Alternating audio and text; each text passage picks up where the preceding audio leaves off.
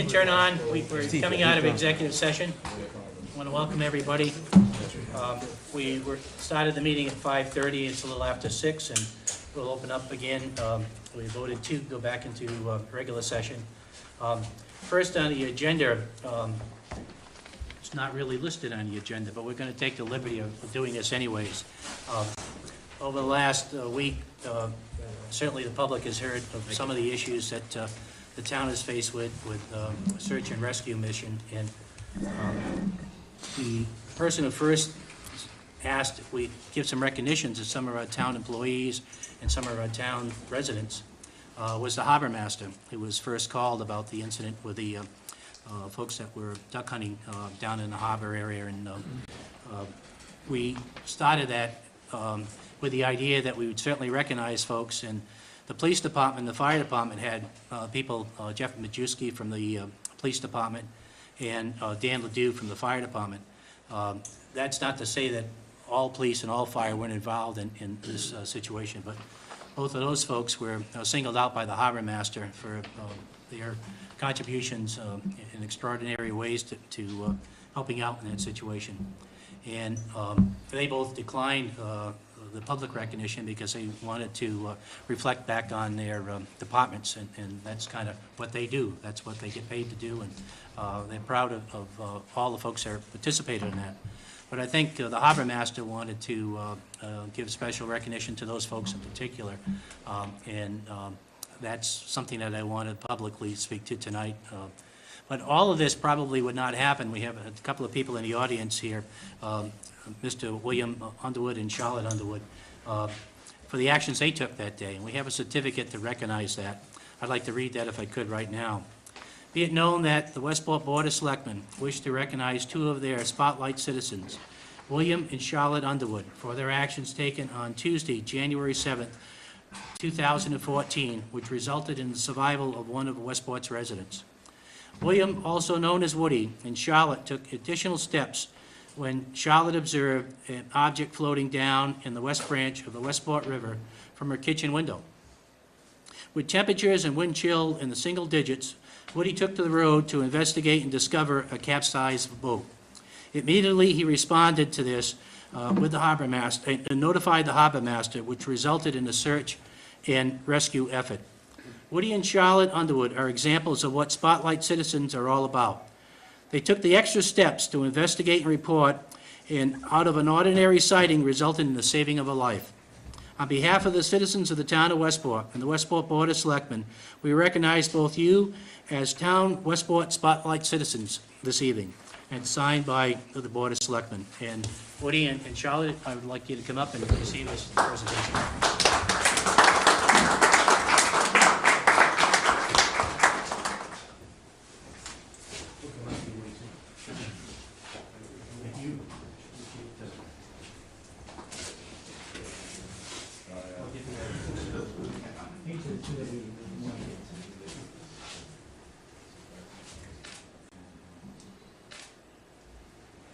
Thanks again.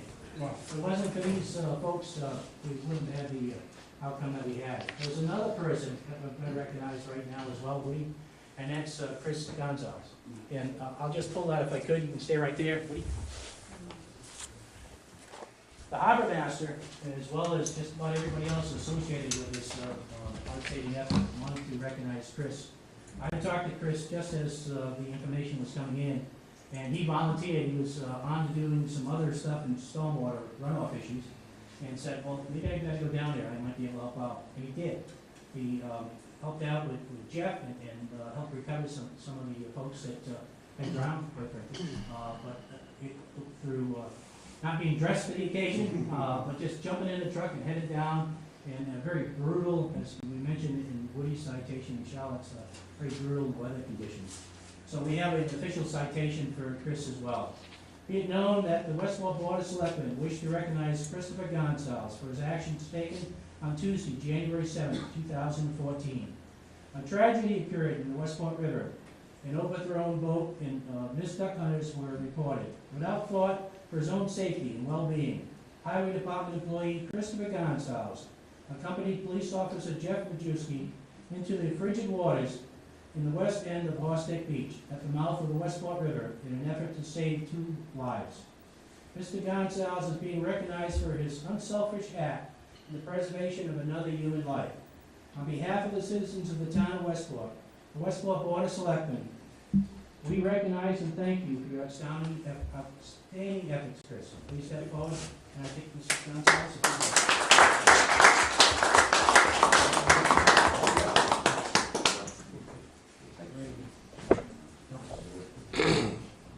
These are really the people we'd like to recognize. Thank you. Good work.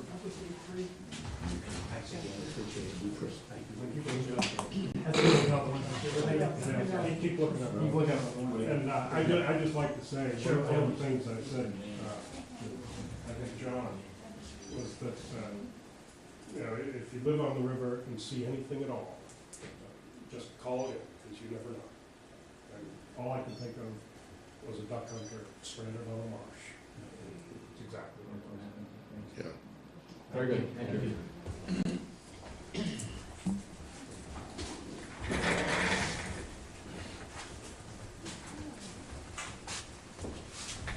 And again, Dan Ledoux and Jeff Majewski is along with the members of the fire department and the police department, our heartfelt thank you to your contributions. I know Jack and I were down there about 8 o'clock, and we saw Richie Earl, and who certainly should be recognized for what he did in this whole event as well. And it was just brutally cold. Woody, I don't know how you did it. I don't know how you get out there, and frigid temperature, and the wind was blowing. It was just brutal. And the contributions and the involvement in citizens of the town certainly is noteworthy, and we appreciate that. Chris, thank you very much, and Woody and Charlotte, thank you. Okay. First on the agenda after our executive session is discussion of potential ballot questions. And we had an executive session talking about negotiations, and I asked the treasurer to stick around a little bit after that, because one of the areas that I had proposed, I asked to put this on the ballot, and I want to share with board members. I did talk to the town clerk today, and if we are interested in putting any ballot questions before the voters on our next election, the deadline for us would be, unless we have another meeting, would be either February 10th or February 24th at the very latest. Those are our 2 scheduled meetings in February. She needs the questions in hand by March 4th. She'd like to have them a little bit sooner than that if she could, because she needs to prepare the ballot for printing and purposes. The annual election is April 8th, I think it is, but there's by requirement, we have 35 days, and we're trying to give her the courtesy of maybe a couple of days beyond that for printing purposes. So it comes down to some of the ballot questions, and one of them, George, had to do with basically trying to run an operations in the town without funds adequate enough to run those operations. There's been a lot of discussion over the years in terms of how there are ways of consolidating and making some changes, and I had a conversation with you last week, and you'd mentioned that at some point you're going to have to think about retirement, and maybe it's closer to, because of running for election again coming up. And one of the things that I'd like to present to the board, and I wanted to do it with you present, because I wouldn't be doing this if you hadn't said that, quite frankly, but if there's a way that we could kind of look at our operations from the day-to-day aspects with the treasurer's office and the various other offices here. Craig was on a government structure committee with myself a few years ago. Steve's been involved in it, and Dick has as well over the years, just trying to see how, if there's some ways of doing things a little differently that might be not only efficient, that's what we're doing now, is efficiency, but if there's some ways of cutting costs in the process. And one of the things we talked about was trying to see if we could look at an appointed position that may be a finance director. Right now, we have a part-time business manager, Steve Lombard, is filling that role, but addressing the finances a little bit differently, and that's one of the things we're doing with the whole issue of operations versus capital and those kinds of things. And at the same time, look at the treasurer's office. Some people talked about the tax collector and a treasurer, and we have a tax collector who's doing a fine job. It's an elected official. Right now, from a timing standpoint, one of the things that I think we're going to talk about, Jack has asked about a little bit, is looking at basically if you are at a point where you think you might be stepping down, that maybe we might get more aggressive about trying to see what we can do with the treasurer's position and deal with the finance at the same time. I'm looking to retire later on in the year, and it's probably a good time. There have been various studies done, considerations of the finance area for the town, and I think it'd probably be worth discussing and looking into maybe getting a finance director / treasurer, make an appointed position, and that way you've got more direction financially, and a lot of that would pick up the budget slack, which Steve Lombard is doing this year for us, so that, you know, this is sort of maybe a good time if you want to consider it, and it'd be a process similar to the changing the highway surveyor's position, so it'd go through the same motions, but I'd be willing, if the voters are willing, to stick it out into next year somewhat, and, you know, until you could set this type of thing in motion. So it's probably an opportune time to do it if you want to do it. So to be clear, you would run for re-election if we put the ballot question to convert the position from a elected to appointed position. That And stay on a short term, Right, be elected. At that point, if everything goes as, you know, if everything clears, and it does, then that would allow you people time to get a and we get a don't committee set up and a viable candidate. and we don't need to do the whole restructuring up front. We just need to basically convert this position from elected to appointed, and then look at what we can do internally with the different finance-related individuals and departments, and reconfigure them around an appointed position. Well, you know, we had a, you know, the auditor has recommended some version of this, DOR has, you know, we had the Government Reform Committee a couple of years ago, so, you know, I see the value in this, and I appreciate, George, that you're doing this and coming forward in such a way that we can do this in an orderly fashion. As Tony said, you know, other aspects in the financial area, the tax collector, that seems to be working fine. There's no retirements imminent there. And, Right.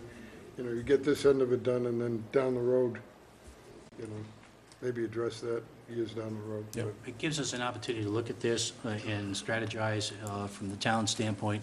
There's some things that we can do a little differently. But I don't want it to go out to have folks be concerned in other departments necessarily. The tax collector is running for office as well, and you know, I don't think the board has taken a position in terms of that. I would hope that we could support that office the way it is. It seems to be working properly, but that's not to say that the treasurer's office is not working properly, and we could have somebody elected to the treasurer's office as well. But it does give us an opportunity to kind of look at how we're doing things and kind of move things forward in maybe a different fashion at people decide. economies of scale. It's not unusual, by the way, to have finance directors or budget folks and treasurers. If you look at other cities and towns, the Dartmouth has gone that route in previous a few years back. Town of Acushnet has a different model. They're all, and there's some that combine treasurer and collector, but it could be something, you know, maybe down the road that you look at how we handle the collecting piece if need be, but right now that isn't a problem, and we have enough problems we need to deal with. Let's not necessarily create others that, if we've got good people that are doing a job. Yeah, So, and I think in that line, I'd put a motion forward that we work with the town administrator and town council to draft a ballot petition that would convert the treasurer's position from elected to appointed. This would not become effective until next year. we have a second to motion? You know, I like the concept. We're not ahead of the curve, believe me. We're way behind the curve, and I think it's a great way of doing it on, like I say, whether it's next year, on or before, after July 1st, whenever, when it's feasible, it's best for the town, so most definitely. Does that mean you second my motion? Yes. Okay. Now, is it ballot or town meeting? It's ballot. Yeah, we might even want to do both. I mean, we might want to start off with the ballot and, you know, address that, and then go to town meeting with some further detail for a bylaw. Because it's in our I'd address it. bylaws, I would think we'd have to do that. Well, I think even if we don't have to, why not do both? Well, that's Well, I fine, I think- just say they you know, need research. That's We just have to do research on how to do that. Right. Yeah. I mean, we definitely have to deal with the ballot issue, we know that. And if we're going to do a change like that, there was a procedure. We did the same thing with the highway surveyor's position a while back.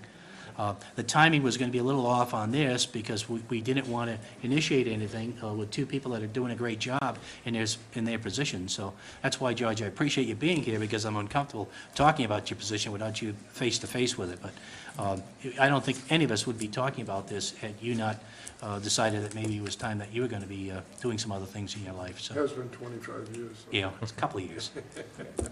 But we appreciate that. Any other questions? No, we just want to clarify, we're not touching the tax collector's office, we're looking at the treasurer's office, correct? Correct. In my opinion, no, I hope we Just don't wanna as a make it board. clear, that's I hope- all. Yeah. This We're is not on looking, the we're agenda, looking I at, don't want Carol no, coming in. no, we're looking at the, pretty much either February 10th or February 24th, we're going to have to vote on this for a ballot question anyways. So we want to charge the town administrator to work on some suggestions, how this comes together. Ask that he talk to the town treasurer and get some input from him as well. Consult others, Mass Municipal Association, kind of come up with some options. We're going to be going to the Mass Municipal Association's annual meeting. We can talk to other communities in terms of how they handle some of these, but there are different models. And again, I think you're right. We don't want to have other departments, in this case, the tax collector's department being concerned. We would think that they would continue on as they are now, in the format that's laid out presently for them. Okay. Okay, all those in favor? Aye. Chair votes aye, it's unanimous. Thank you, George. Thank you. Thanks, Chuck. We're going to be talking certainly in the future. Oh, I'm sure we will. Thanks for everything, appreciate it. I'm still here. Okay, other ballot questions. Jack, do you want to start on that? You want me to start, or does any No, go board ahead. members want to? We need to talk about structural deficit override. Ballot question, right? That's one of them. We've had a lot of discussion around this. We're talking 69 cents on the tax rate. I think that the school department budget has been discussed at some length now, and there's clearly a need for something around $1 million in additional funds over and above the 150 that has been allocated in new revenue for the school department. On the town side, we've cut $642,000 out of the budget to get it down to what we can afford to do without an override. And that's gonna see several people lose their jobs or potentially lose their jobs. And a lot of departments are already suffering from a lack of hours. They've requested hours, and there's a lot of folks that are unhappy about stipends being cut. So it's also true that we need a $500,000 a year structural change or an override in order to form a base for capital outlay projects. That $500,000 together with $500,000 free cash on an annual basis we should be able to deal with making the necessary repairs to our buildings and keeping our vehicle fleet in decent shape. Just this past 3 weeks, the highway surveyor lost 2 more vehicles. So we're up to 4 now? Yeah, and, Six are off the road since we started the budget period. yeah. You want to speak to the last 2 that went? Tires falling off and, cars Yeah. just basically falling apart. It's not a good way to run the operation. Well, It's unsafe, and nobody would do it with their own household vehicles, certainly. So everybody should recognize, I think, that there's an absolute need to begin to do something different in the way we manage the maintenance of this town's assets. one of the things that I think it's worthwhile to speak to is that when you're talking about capital needs, equipment needs, that typically would be out of a different budget. But because we've used the free cash or one-time funds for operations, we were limited in what we're going to do. So you mentioned those pieces of equipment from the highway department. On the agenda tonight, we have some issues for heating systems. We've had the town hall heating system out 3 or 4 times. I promised the town clerk I'd mention that at this meeting because they've been Yeah. working, what's been 50 degrees in the building. We Problem with the annex? the annex, we go around, we went to the schools this week, the schools did their presentation, and they have over 250,000 in food service areas for stoves to freezers to, we had serious issues here. We're using Band-Aid approaches to deal with some of that. So one of the ways that Steve and you both had proposed was to try to address a capital budget as well as an operating budget. Correct. And the capital budget is really a requirement of town meeting because we have a bylaw that says that we should have a capital plan for 6 years. Now, you can have a capital plan, but if you don't have any money, you can't fund the capital plan. So one of the strategies this board has had is to try to identify one-time funds for capital, do some borrowing if necessary as well, but set up a priority list and see where we can go with that. And we kept what we had, all available funds that were available for operations in the operating budget. When we did that from the town side of the operating budget, we had to make some cuts. The school's going to have to do the same if they're going to work within that operating budget. This override, if the Board of Selectmen want to put an override on the ballot, would allow the voters to decide if they want that level of service beyond what we've budgeted. And we're not talking about fringes on those levels of service. We're talking about 2 firemen. We're talking about highway department employees. We're talking about paying people like the assessors for work that they've been doing for years and getting paid for, and we pull their salary. We're talking about members of the board that get a stipend that we pulled. We've done everything we possibly can on the town side, and some that we probably shouldn't have done, but it was the only way we could balance from the operation standpoint. We attended the school meeting this week, and the schools have their public hearing, I think, next week. They have the same problem. Certainly, they can run whatever figure we give them, but it's not going to be what people expect. And what we need to do is come up with a budget on the money we have, because that's all we have. And we can choose to not fund any capital needs, and, we've seen the results of that. People coming around here with 50-degree temperature and trying to stick the day out and having, I don't know what you're doing, Chris, if you get your 6 vehicles down. Can't figure that one out. But, we've got to address that. We also have a police department that needs to address their building, and that's on our agenda tonight. So I'm hoping that there's at least an appetite for this board to put that before the voters, to put an override before the voters and to address very clearly what that override will mean in terms of what we can deliver for the town. Not in a scare tactic, but a reality of this is, with this amount of money, this is what we can do. And our books are completely open, and you can see what we're going to do. If we have an override and we have a dollar amount associated with that, these are the kinds of things that we can do with the override that will get us closer on this override to the level of services that people are expecting that we're going to provide. I'll open it to discussion. Actually, there's one more fact. I've given it to you in memo form before, but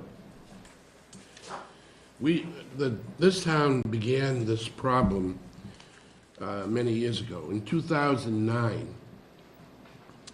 state aid was cut by $700,000. And the fiscal year 2014 state aid revenues were still almost $500,000 less than the 2009 level. So from 2010 right up to the present, we've lost $3 million in cherry sheet revenue and $2.2 million in Chapter 70 revenue. The Chapter 70 state aid has not recovered from the 2010 cycle, and is still $400,000 below the 2009 level. So we're still $900,000 out of where we were in terms of state aid in 2009. It's outrageous. The state has failed us in terms of being able to support their local communities. Remember when they called it revenue sharing? Now it's state aid. You know, they treat it as if it's welfare instead of our money. Veteran services benefits have increased because of the returning veterans from 86,000 to over 260,000 in that same 5-year term. And state reimbursements are currently over $200,000 in arrears at this time. That's a serious problem that the legislature needs to deal with. So, bottom line, I don't think we're gonna get a lot of help from the state. They are responsible for part of this problem, but we're gonna have to deal with it. We are going to have to fix it locally. And as we've said before, we're talking, if it's a $2 million override, and we're gonna do our best to make it something smaller than that, that's 69 cents on the tax rate. That's 57 cents a day for the average household, about $244 for the year. And we would be back in a position where we can maintain our infrastructure and meet the needs of our young people in the schools and our residents and all the other ways that we serve them. If we don't do it, if we plug the holes again with free cash and don't have free cash to deal with the capital needs of the town, we're only continuing to dig the hole. It's as simple as that. It's the Department of Revenue, your own auditors, and a few town administrators have told you that this is not something that you can survive long-term. So I urge you to really seriously consider working in the direction that the chairman has outlined. Craig? I worked very hard on the last two overrides, and I saw the rhetoric and I saw the response and the work. And candidly, employees, unions, and elected officials were on the sidelines for the last two overrides. And unless that changes, we're not going to get it passed. Every case that you've just made, Jack, we made 2 years ago, we made 3 years ago. And until I see evidence that our unions that are up for contracts, that our town appointed officials and elected officials were going to have skin in the game in this, I'm not supporting it. Because I don't want to lose another override question. I want to win this one.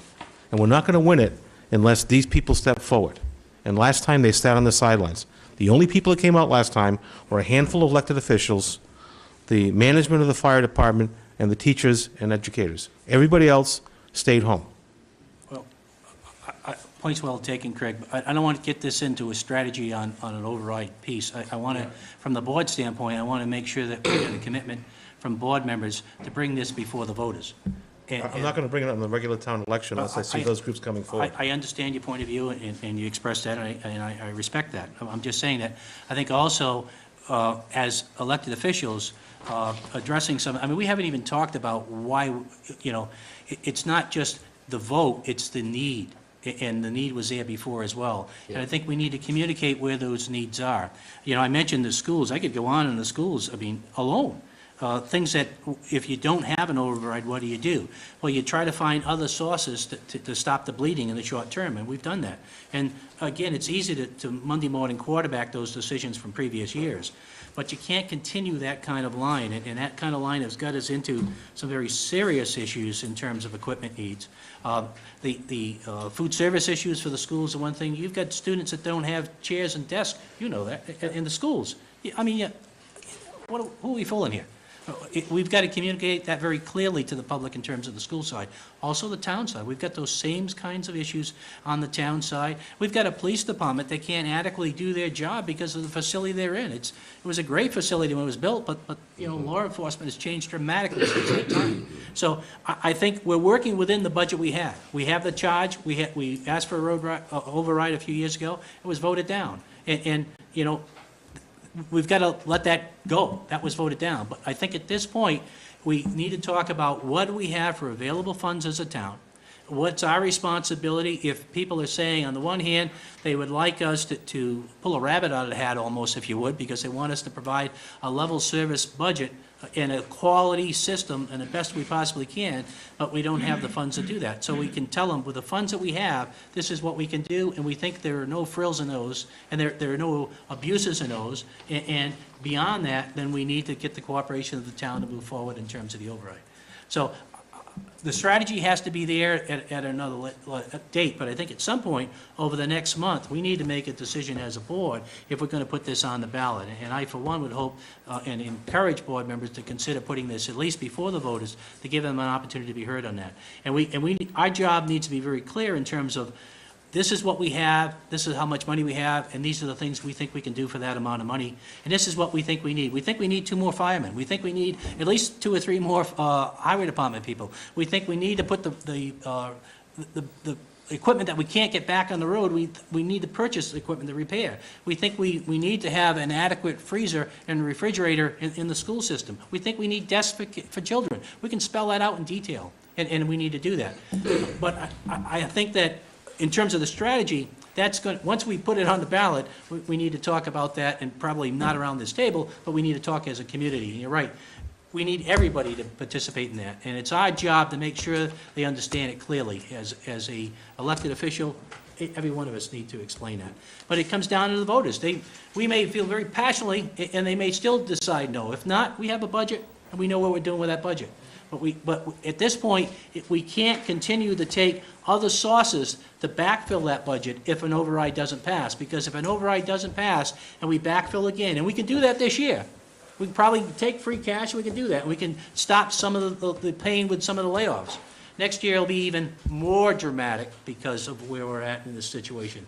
We can't fund things out of one-time funds and expect that the following year we can start from ground one without backfilling those one-time funds that we don't have for the second year of the budget then. So you're right, and you know, I understand the disappointment. I looked at tonight, I looked at the last vote. It wasn't that far off. It wasn't that far off. And there's a lot that's happened since in lots of departments. So it isn't a question of, you know, we want to be defiant of what the voters have said? Not at all. If they tell us we have to live within the budget again, we live within the budget again. But we, I think, owe it to the community to say, this is what we've got, this is how much money we have, and we'll do the best we can. We'll use the bale-hay string if we have to keep that piece together. But at some point, the string breaks, and it's broken a few times for us lately. So we've got to come up with that kind of analogy, I think, to folks to show, and keep the books open as we possibly can. Steve, do you want to be heard on this, or? I heard his my piece, and just to make it clear, we're not adding 2 firemen, we're trying to retain the 2 firemen that were kept on a grant. We're not talking about adding 2 more on top of what we have. No, that's right, that's right. And we're hoping, You said add, but no, I know what you meant. yeah, we're down 2 firemen. We're trying to get a grant, because we got a grant last time for them. But, you know, highway department, we've been down, you know, I mean, if you look at some of the reports and the job description of the highway department, we're down The better salary than comes up in April 100%. Yeah, to help that. so. yep. But that's still not going to anywheres backfill the need that we have presently. And again, you know, Chris, you've done a great job here with the snow. I don't know how you're doing it. You must be doing it with mirrors in terms of sanding and salting and so forth. But you need some bodies, you need some equipment. And if we can't provide that, you know, I understand the problem you're in. And, you know, it's very difficult. Any one of us can walk in that police station and try to see what's day-to-day is going on. And, you know, you can't perform the function of a public safety in that kind of environment. So, again, we've got 3 pages of the schools and they'll have their public hearing next time, but, you know, they're legitimate. I mean, there's equipment just for instructional purposes that they've delayed. There's the food service issue, there's the desk, there's furniture within the buildings that, you know, just to operate.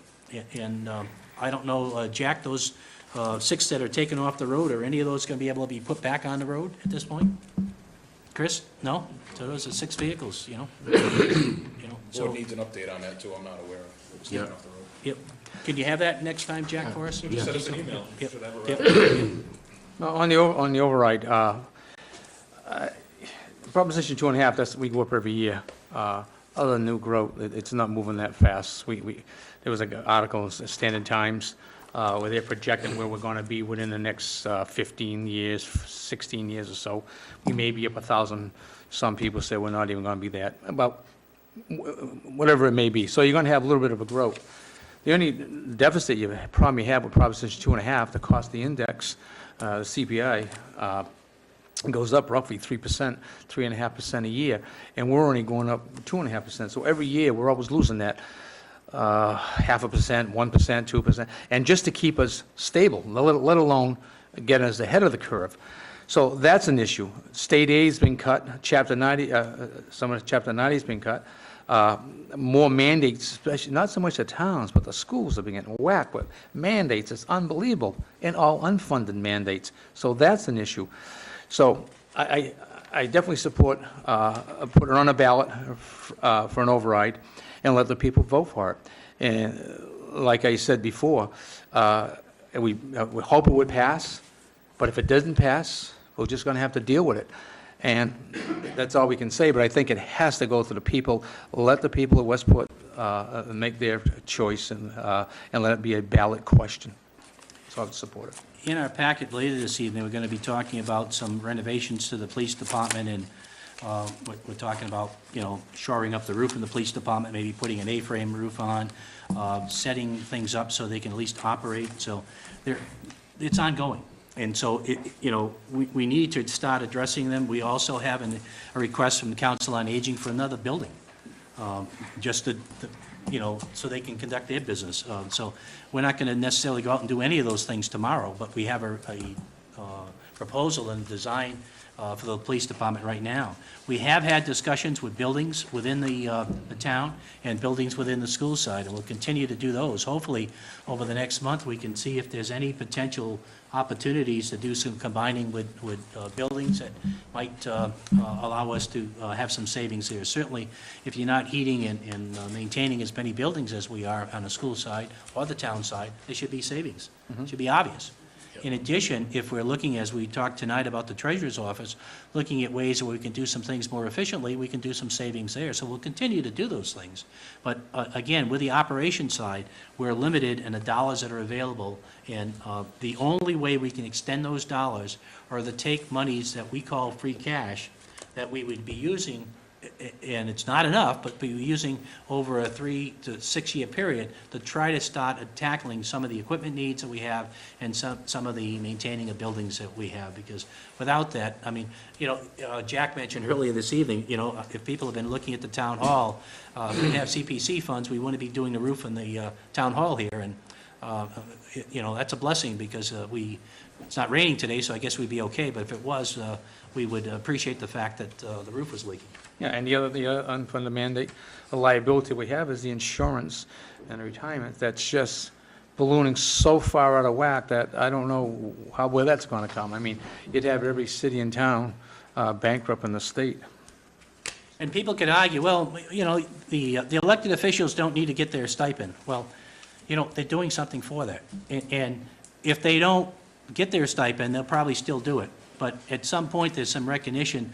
The assessors were very passionate. They do an awful lot of work for the amount of money that they get in the stipend. Sure. And without them doing that, somebody else is going to have to do that. And it's going to cost us more than the elected officials that have been doing that for 10, 15 years in some cases. So there's trade-offs. There's trade-offs.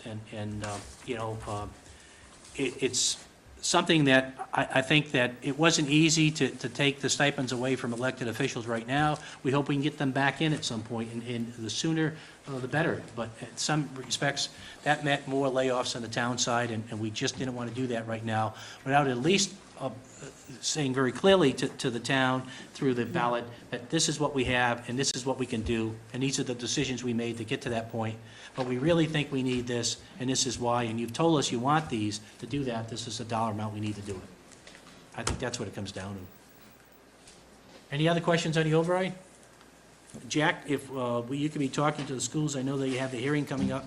We need to get to a dollar amount, whether it's 2 million or 1 million or 1.5 million, with a detail of what that dollar amount represents on both sides. Yes, And absolutely.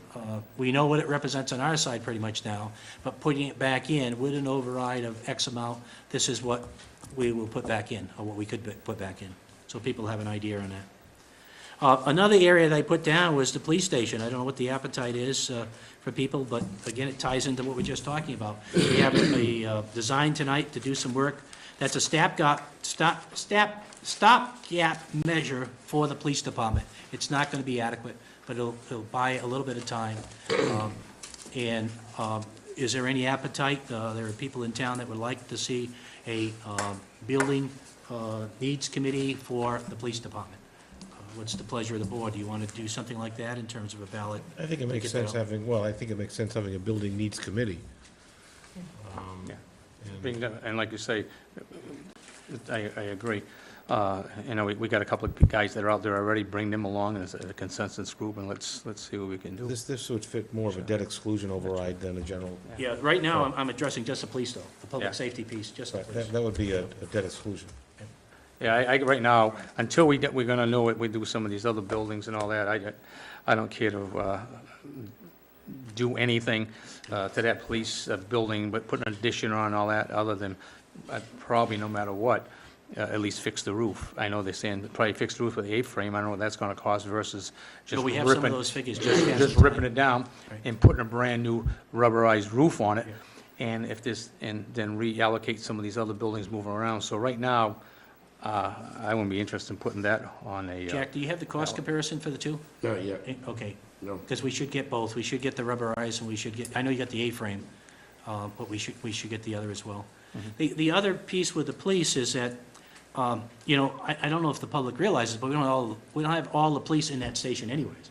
We've tried to diversify that a little bit by having the North End station, and we have Fire station. detectives in the fire station. So we've got a manpower coordination piece, but the more critical piece is if you bring somebody in handcuffs, it's kind of a difficult situation to maneuver with the layout that we presently have.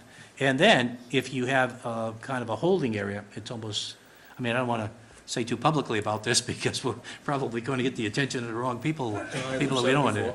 Yeah. So it's an issue, and it has to be addressed. And again, you know, if we don't have the money, we do what we can, but there's only so many things you can do here to make it work, and after a while, and we're after that point now where it's after a while, you know, there aren't any other ways that I know of dealing with that. Another one is the Council on Aging, same kind of issue. The Council on Aging is asking, put a request, they put it in for the capital improvement for another building. I'm hoping if we do some moving around of buildings within town, we could look at both the, what I call the head school, that's where the Council on Aging is at now, and the Earl School, that's where the Town Hall Annex is. Those are both wooden buildings. And hopefully that we might be able to do some maneuvering where we don't need those buildings 5 years from now, but who's to say? But right now, the Council on Aging is requesting that we consider, not next week, but that we consider in our planning for a new building that will abut their building to provide the services that are necessary out of that building. Right now, one of the issues is the food pantry. They can't house it in the building anymore. They don't have space for it, so we're trying to address that. But there's certainly other critical issues in social daycare and just services that are provided through Council on Aging. That's certainly a growing area. What's the pleasure of the board on that? Do you want to address that at all at this point?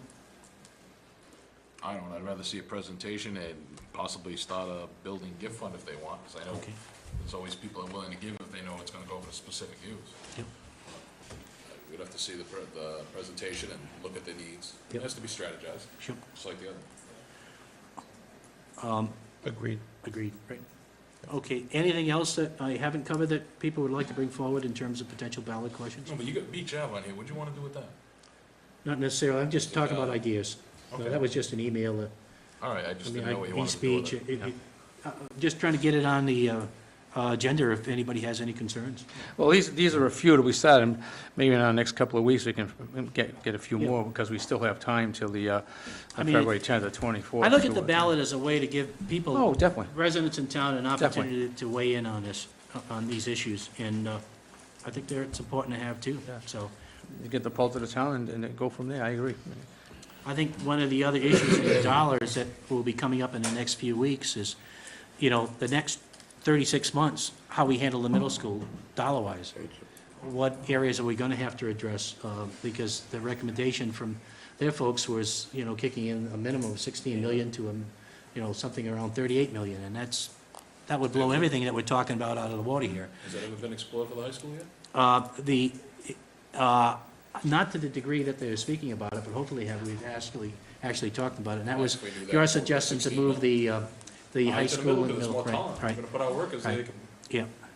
it's just the little ones that Yeah, can't. I think, that, one of the things that came across in the school committee meeting was the enrollments and by grade, and they would kind of look at balancing off. High school is built right now for 900 students, we have about 400. Now, having said that, everybody could jump, well, it says, it's not that simple, but that's the reality of it.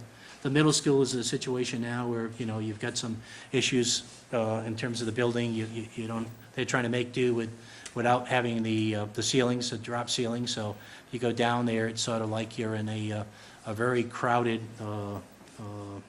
dance floor area where you can't hear anything going on. Train station. They're trying to conduct class in that environment, so. I think that's part of what we need to explain to people. We're doing everything we can with this. We're trying to help out in any ways we can, but it's that severe. And I think from the school system standpoint, they're taking a hard look at, the reading scores and how they address that, if they can match them. Does it make sense to have the first grade and the kindergarten classes together and have the faculty talking to one another in terms of reading awareness and actually learning how to read? Does it make sense to the 8th graders to participate more in the high school area? They're trying to do that in some sports now. If they're doing that, there's some ways they can put things together. If they are of the opinion that they're going to eliminate a building, what impact would that have on the town? Maybe a very positive one. You could take the town hall and town hall annex and put it in the middle school. You could take the council on aging and put it in there.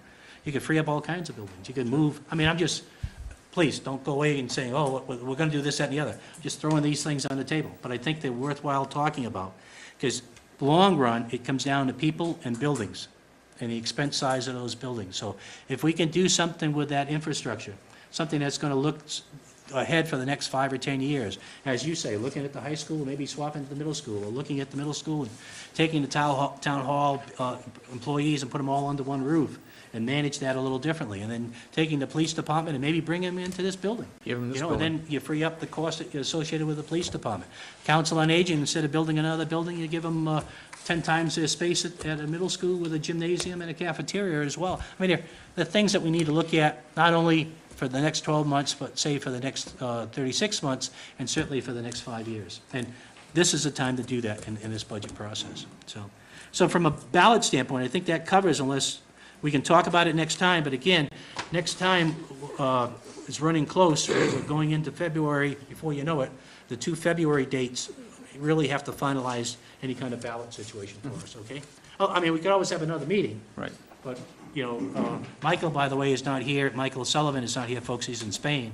And part of the situation is trying to make sure we can get all 5 at a meeting if it's not a regularly scheduled meeting now. So that's one of the challenges. Okay. Next on the agenda is East Beach Road. And, Mr. Chairman, yes, I'll turn it over to Jack. the gentleman here, anybody in the hallway? Either Tibbetts or Harding Construction. Ms. Hardy, Mr. Stolly? Please calm down, folks. Yeah, please Sit come down. sit right down, yeah. You can sit right down at the table. This is George Mello, if you don't know, and Chris White from, the gentleman from Tibbetts Engineering. And Dave Stolly. Dave, David is I.W. Harding. there's a couple of mics you can speak into, folks. And you have a lot of documentation on this, and The latest, I guess, Jack, we just got before the meeting started, is that that's correct? correct. And That's the one, folks, basically, that's a fax that has some handwriting on I'm the gonna side. let these gentlemen address some of this, but there's been a request for substantial recognition of substantial completion of the project, and a request for payment in the amount of just over $87,000, 87 plus. The engineers and I are recommending that the payment be, the $6,325 in additional retainage be kept dropping that payment to 81,000 and change. And that's because of the situation that's developed out there. It appears that the top layer of material was put down in a wet condition on a rainy day, and that's the principal cause for the freeze-thaw cycles that we're experiencing, the running that we're experiencing there. As you can see, the engineers have recommended, and I'll turn this over in a second here to George Mello and Chris White from Tibbetts. But the recommendation is that we withhold that amount of money until things dry out, that I.W. Harding comes back in the spring and takes that material and fluffs it up and puts it back down and rolls it back out after it's tested. Yeah, the only other thing You need to use the mic, George, though. Yeah, George. Turn the mic around there for him. Right there, George. the only other thing we had added was, when we had noticed the situation, I had sent a request to the contractor to possibly add some stone into the material because we were noticing some of the wave action and the wetness there, Yeah. that it would probably be a little better binding aspect than with this material, because this material was kind of designed to be a tight material, so it doesn't, every time we get a storm in there, it's not out in the ocean. Yep. And one of the things that, with our design crew, our hands were kind of like restricted because of the environmental agencies. They, we wanted riprap or revetment out there, they said no. We had a better product, with bigger stone in it, and they said no. So you kind of like limited to what you could do with this product. And now we're finding, granted, we took the option with the town's interest, we're trying to save you money. We took a shot, put it out to winter bid, get it out and bid, and, put a small window on it where it could be done. And, maybe the town, you got 12, 15 days of dry weather, but we didn't. Yeah. And I think the contractor, the two low bid contractors bid it that way with the anticipation they could be able to save the town money, put the product in if we had good weather. And unfortunately, 3/4 of the way through, we got a snowstorm, a bad rainstorm, a quick frost, and we've been fighting the frost for 2-3 weeks now. So I think the contractor put a good effort in it, but he doesn't control the weather.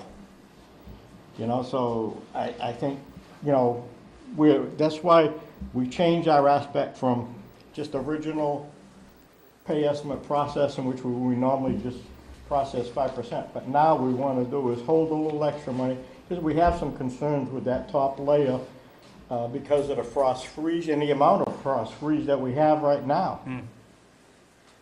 So your recommendation is to We have process that amount. for 81,000, process payment for $81,563.02, pull back the 6,300, with a total due of 87,888, and that would be the final release of funds would be dependent upon the contractor coming back in the spring or later this winter. Well, the earliest you can come back based on the contract is May 15th. Okay, and then Because we cut regrading. off date December 15th, Yep. and we just want to stay out of it. Could it be May 15th if the weather's right? If it's later than that, maybe April 1st, April 15th. But he has up until the middle of May. So the contractor, you're agreeable to this remediation? No, we're not. And we categorically disagree with a lot of the things that are being said. Stay in the mic, Dave, so they can hear. Yeah, just push your chair up, David. Just slide right up. I.W. Harding entered into a contract with the town. And the contract's a pretty simple contract, and I think it's pretty easy for everybody to understand. It's a typical municipal contract that has Mass General law as a basis. When the contractor gets to a certain point in the contract, substantial completion, they notify the town. The town sends someone out. They have a certain specific number of days to respond. If they don't, and there's no work that needs to be completed additionally, then it goes to final completion. We provided all that notice. We provided the work. And to this date, no one has ever sent us anything saying that we had anything wrong. And that's because there's no basis for sending something like that, because we didn't do anything wrong.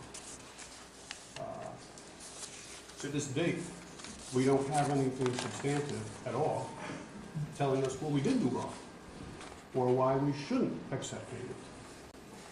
There were potential issues with somebody saying, well, we don't think the gravel met spec. I think that came up at the last meeting.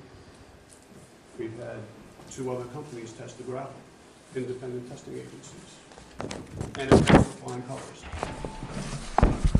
The town has an engineering consultant, Tibbetts. They're a well-respected company. They were out there. Once we had the notice of substantial completion, there should have been an inspection on the job. We took photographs. The day that we filed substantial completion, those photographs were submitted to the town. They showed a road in good condition. And again, to this date, we have not been told any specific part of the contract that we didn't perform properly, much less doing that within the time frame that's set forth in Mass General Law. And I believe it's within 15 days of notice of substantial completion. So, as the contractor, I'm standing here saying, we did everything we were supposed to do. We did it according to the contract in Mass General Law. So we would expect the town, which realistically, the only thing you need to do in this whole process is just pay us. There really isn't anything else for you to do, to stand up to your part of the contract and pay the contractor what they're due. And I really don't understand what the problem is, especially since nothing has been shown to be a defect in workmanship or product to this date. Well, I will take some of that responsibility because I'm the person at the last meeting that asked to hold off. I saw a bill, and I drove down and I saw a road that was not passable. And at this point in time, I would definitely agree. I mean, I Right. live in the area. I live down off the Drift Road. Yeah. And I see how the road looks. There are different types of gravel roads. Right. And depending on the year, the winter's going to have different effects on the different types of gravel roads that there are. As a builder, okay, I've been in this business about 15 years doing, heavy civil construction. I've never seen reclaimed asphalt left in a condition where it's not immediately paved over. Okay, so I don't know personally what the long-term outlook is for this type of a gravel. I know that right now, the gravel that's out there has a lot of potholes and what you would call washboarding, which you will see. I mean, if you remember White Oak Run, used to have those situations. Yep. But the gravel area that's the parking lot right now, everybody's using that as the roadway. Exactly. So if you take a look at the new road, Yep. and you take a look at the parking lot, which basically is the same material that used to be in the road before, that parking lot is holding up beautifully. It just needed to have a fine grade put on it, which was in the contract, and that's what we did. So, one question that comes to mind is, okay, we've got this road now that the town potentially has paid somewhere in the vicinity of $90,000 to $95,000 for, and it's right next to a parking lot that has the original existing gravel in it, and the original existing gravel in the existing parking lot is being used for the roadway and holding up very nicely. It kind of makes you wonder, okay, why did we spend all this money on this Made me gravel wonder. roadway? Now, that's not to say, and again, this is the winter time, because I haven't had any experience in what happens when the sun starts baking on this reclaimed material. Maybe it'll stiffen up next summer. I don't know. So long-term, I can't speak for this material because I've never seen it left exposed to the weather and not be paved over. Doesn't mean that it won't hold up, but that's neither here nor there. I'm specifically looking at it from a contract standpoint. And the town has a responsibility to do things in a certain order during the closeout process. Those things didn't happen if they wanted to see something different than what's out there. So we're at a point now where we're just saying, okay, please pay us our money and let's settle up. And if you're not happy with it, then revisit it with your engineer or whoever. And that's okay, but that doesn't have anything to do with us. Thank you. I Mr. appreciate your Chairman? comments. Yes. I'd like to hear, if we could, from the engineers. And then I have some questions I'd like to ask. Sure. Gentlemen, what's your response? I think as far as the work, you know, I think we did identify a situation with one of the days he was doing installation. I sent them in your package Yeah. an email Mr. Ledger's. relative to that. I thought it was wet, and they indicated a concern with the freezer. And then later on, our inspector noted, you know, concern with the frost. Then he noted in his report that when we were putting the next lift, when the grader came in, he was kicking up 6 to 8 inch frost layers.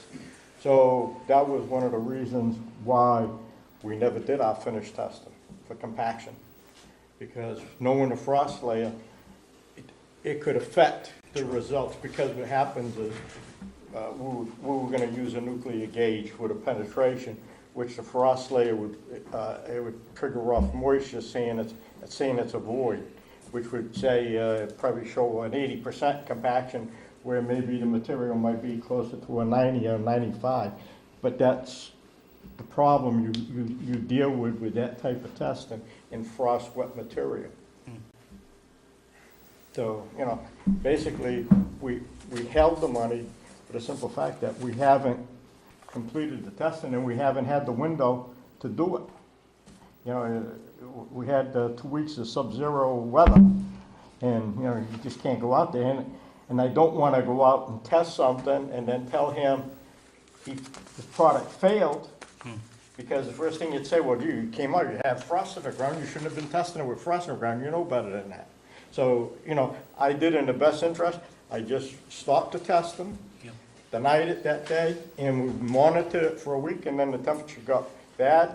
He responded back to me saying, we both agreed that, you know, the frost is getting deeper, it's not getting narrower, you know.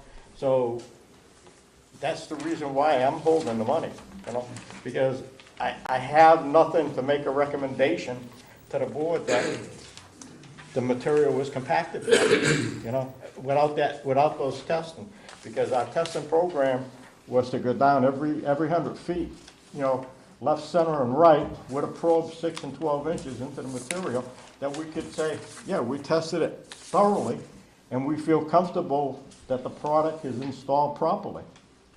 Well, my question, George, before I turn it over to Jack, is that you say now you're recommending we hold money. But at the last meeting, I didn't see any correspondence that Tibbetts were recommending that they would hold money. Was that at the last meeting? Had you already recommended withholding money?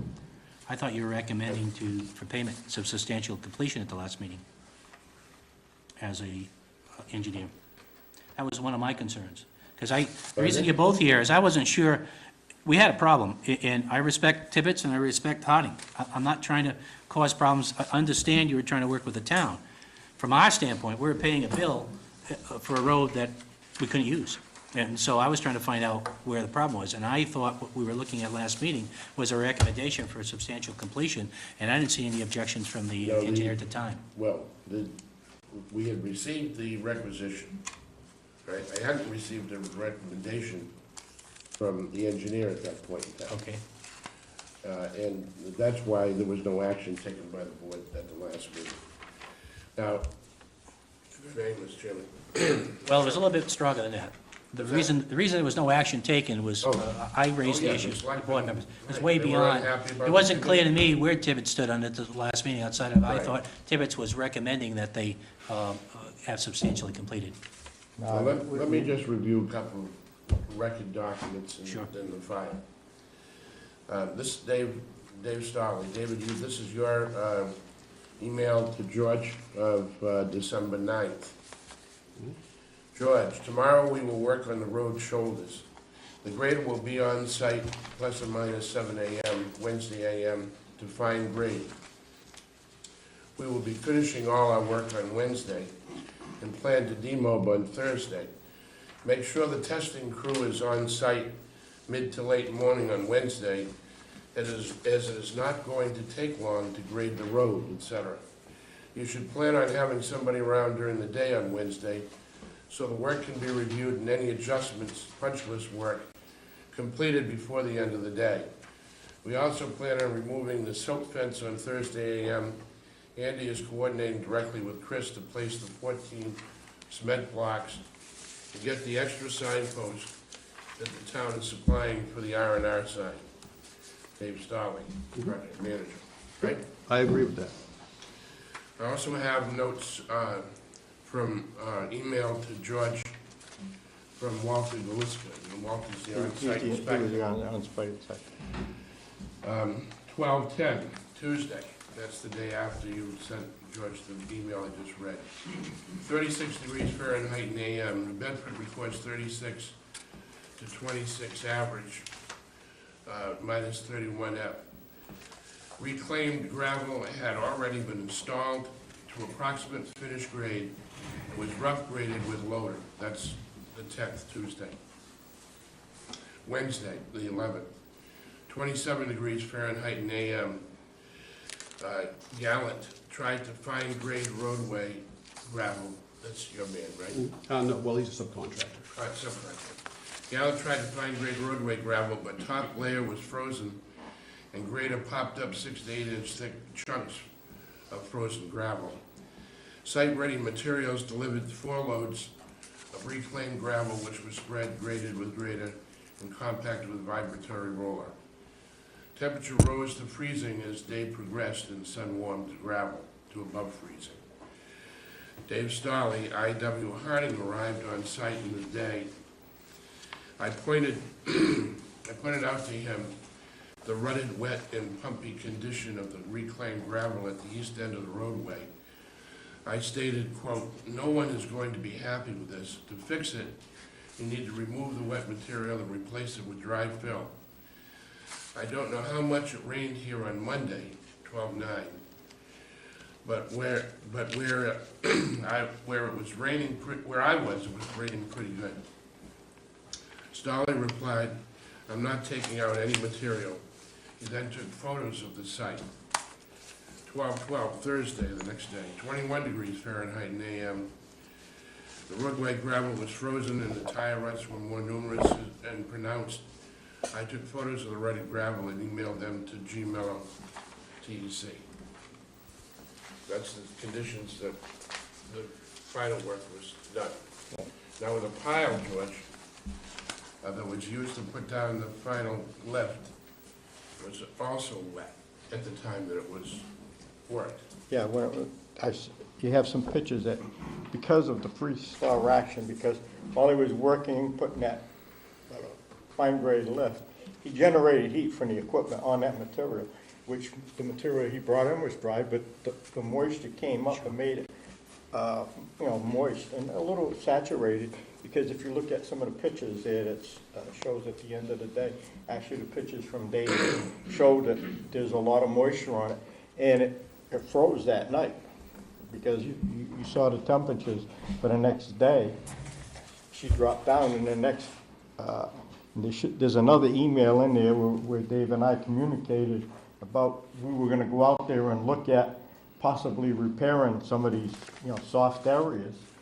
And we sent, there's a memo in the package that I think probably 5-6 days later, that we both agreed that the frost was getting too thick already.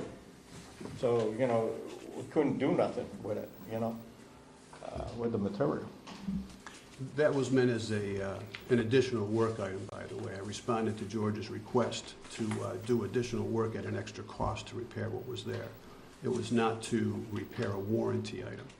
And I sent him costs for what our crew would be per day for a backhoe crew, as well as a price for 3/4-inch stone, which he referenced wanting to put in.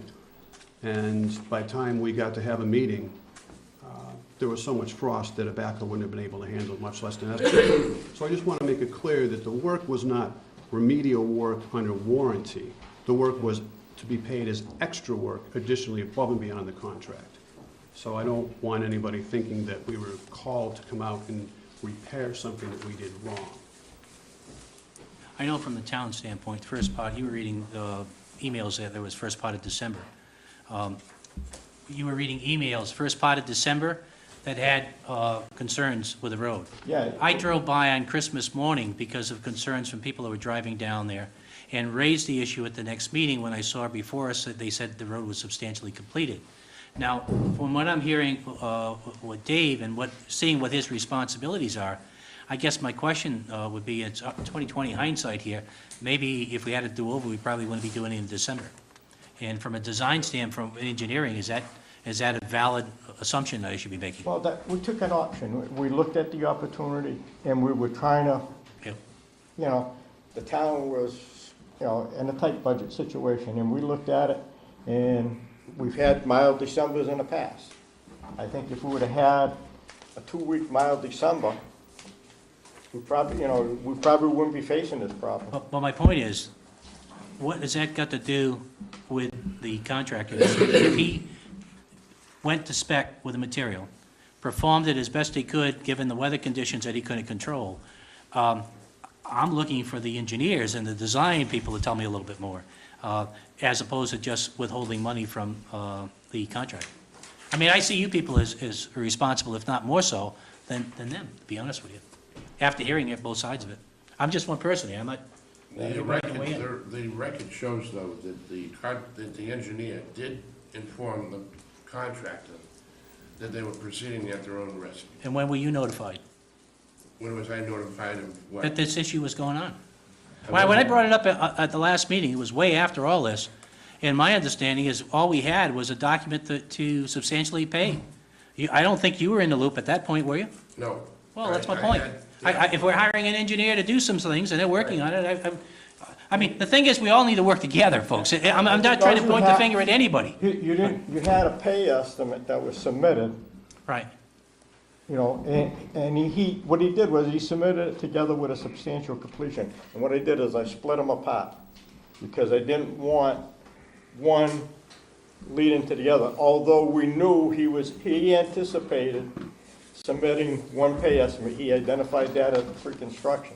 And what he did, well, how I did it was knowing that I wanted to leave the contract open, I took that pay estimate, what he had showed for units in there for billing, the gravel quantity, I agreed with the mesh material, the fine grade and everything. The quantities, I agreed with because that agreed with our inspector's report.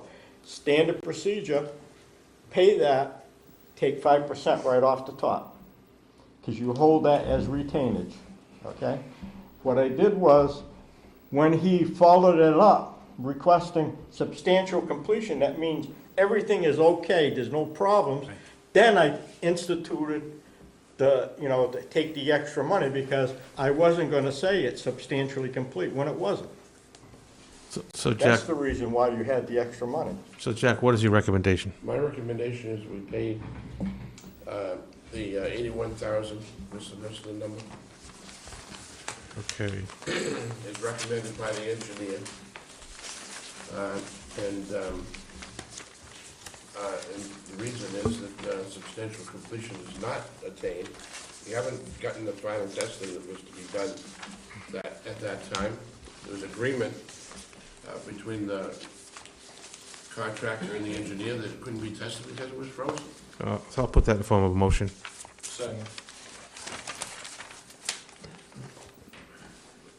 I just got a couple of things that road, since the last hurricane for the last 2 years, thereabouts, I took a lot of heat by not really rushing to get that road done because it's gonna get washed out.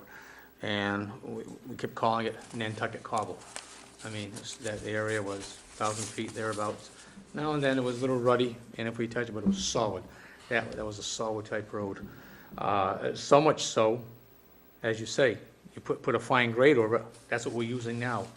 The other one, they raised it, and the type of stuff they put in, if they would have raised it and used cobble to raise it, more of a strong type texture, we had a great base there. And I can't see putting that regrind in, especially this time of year.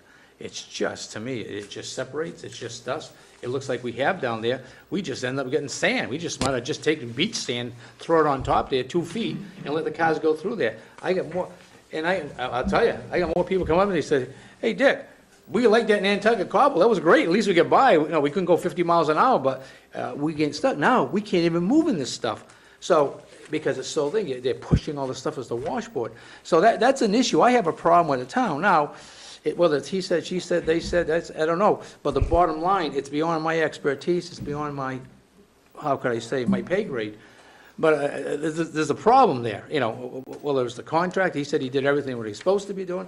The engineer said to put in 2 feet of this stuff, whatever it's supposed to be, and to me, that's not maybe not the right stuff to put in there, I don't know. But the cobble that we have there and was still holding up the thing. One of the reasons we never wanted to put, and I didn't want to put, I didn't want, we had roughly, say, $350,000 to fix that road from MEMA, and our cost inside there was roughly a little over $100,000. We're saying, it's coming through. Last time was 13 months, it blew all out again, and plus we lost more road. I mean, we could have just keep that road where it was, come back, and just put asphalt right down there. We can rebuild that road and put that asphalt right back down there. Why spend $350,000? We know damn right well it's gonna go, and we were mad at coastal zone management, we were mad at DEP, won't let us armor the beach, won't let us either put something there. They wouldn't let us do that, but they let everybody else throughout, never mind the Commonwealth, but, you know, God knows where else.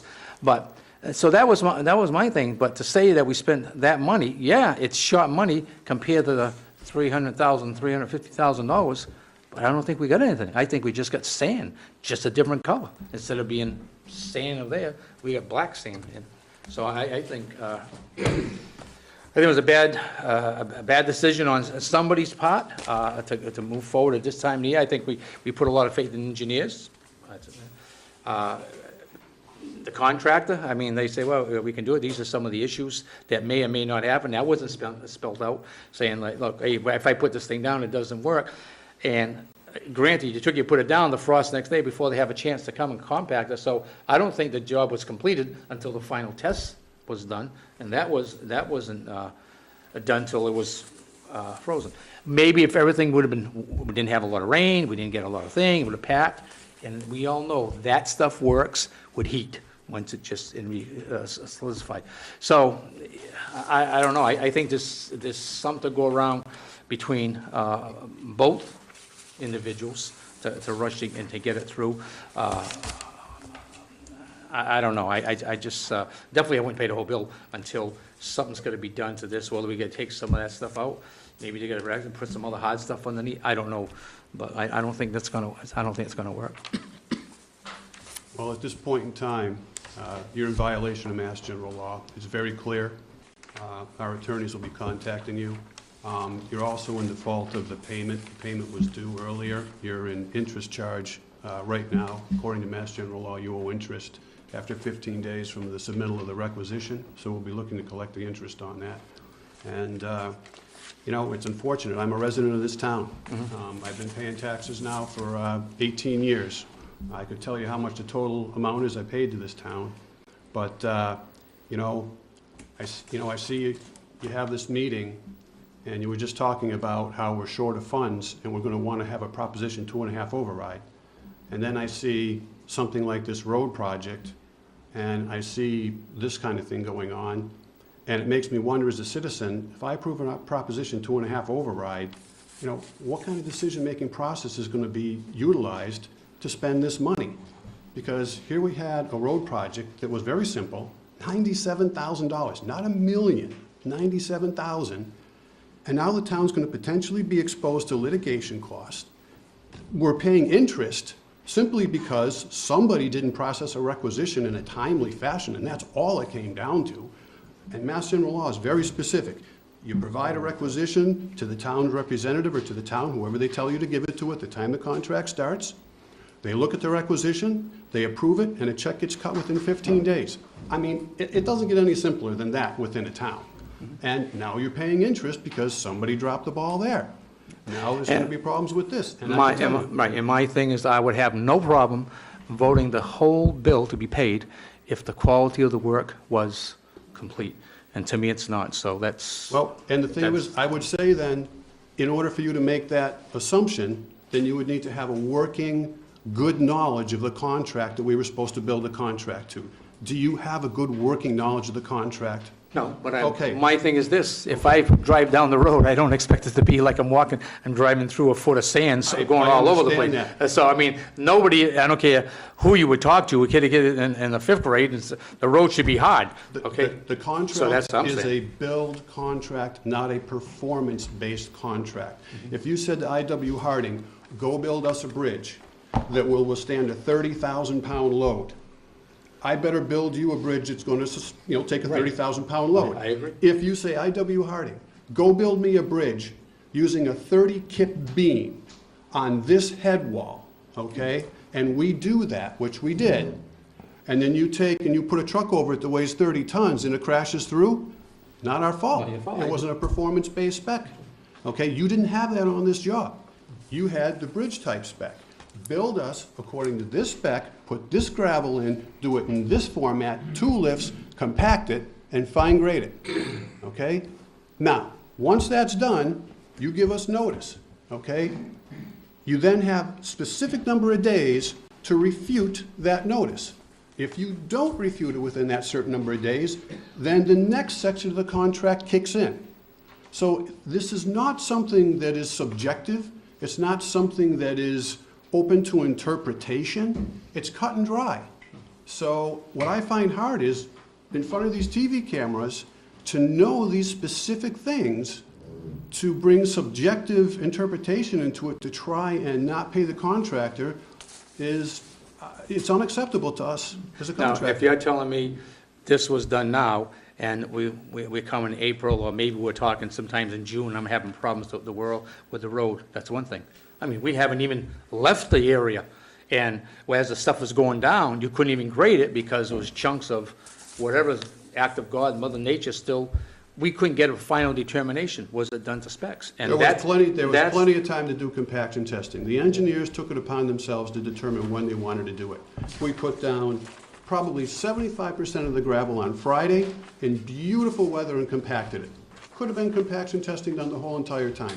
Monday we came in, put in gravel all day Monday, compacting it, getting it. We got it to be within probably maybe an inch, maybe 2 of fine grade. The only thing we did on that day that there was frost was to be able to catch that perfect grade where you add maybe an inch or 2 of gravel so you get that perfect pitch.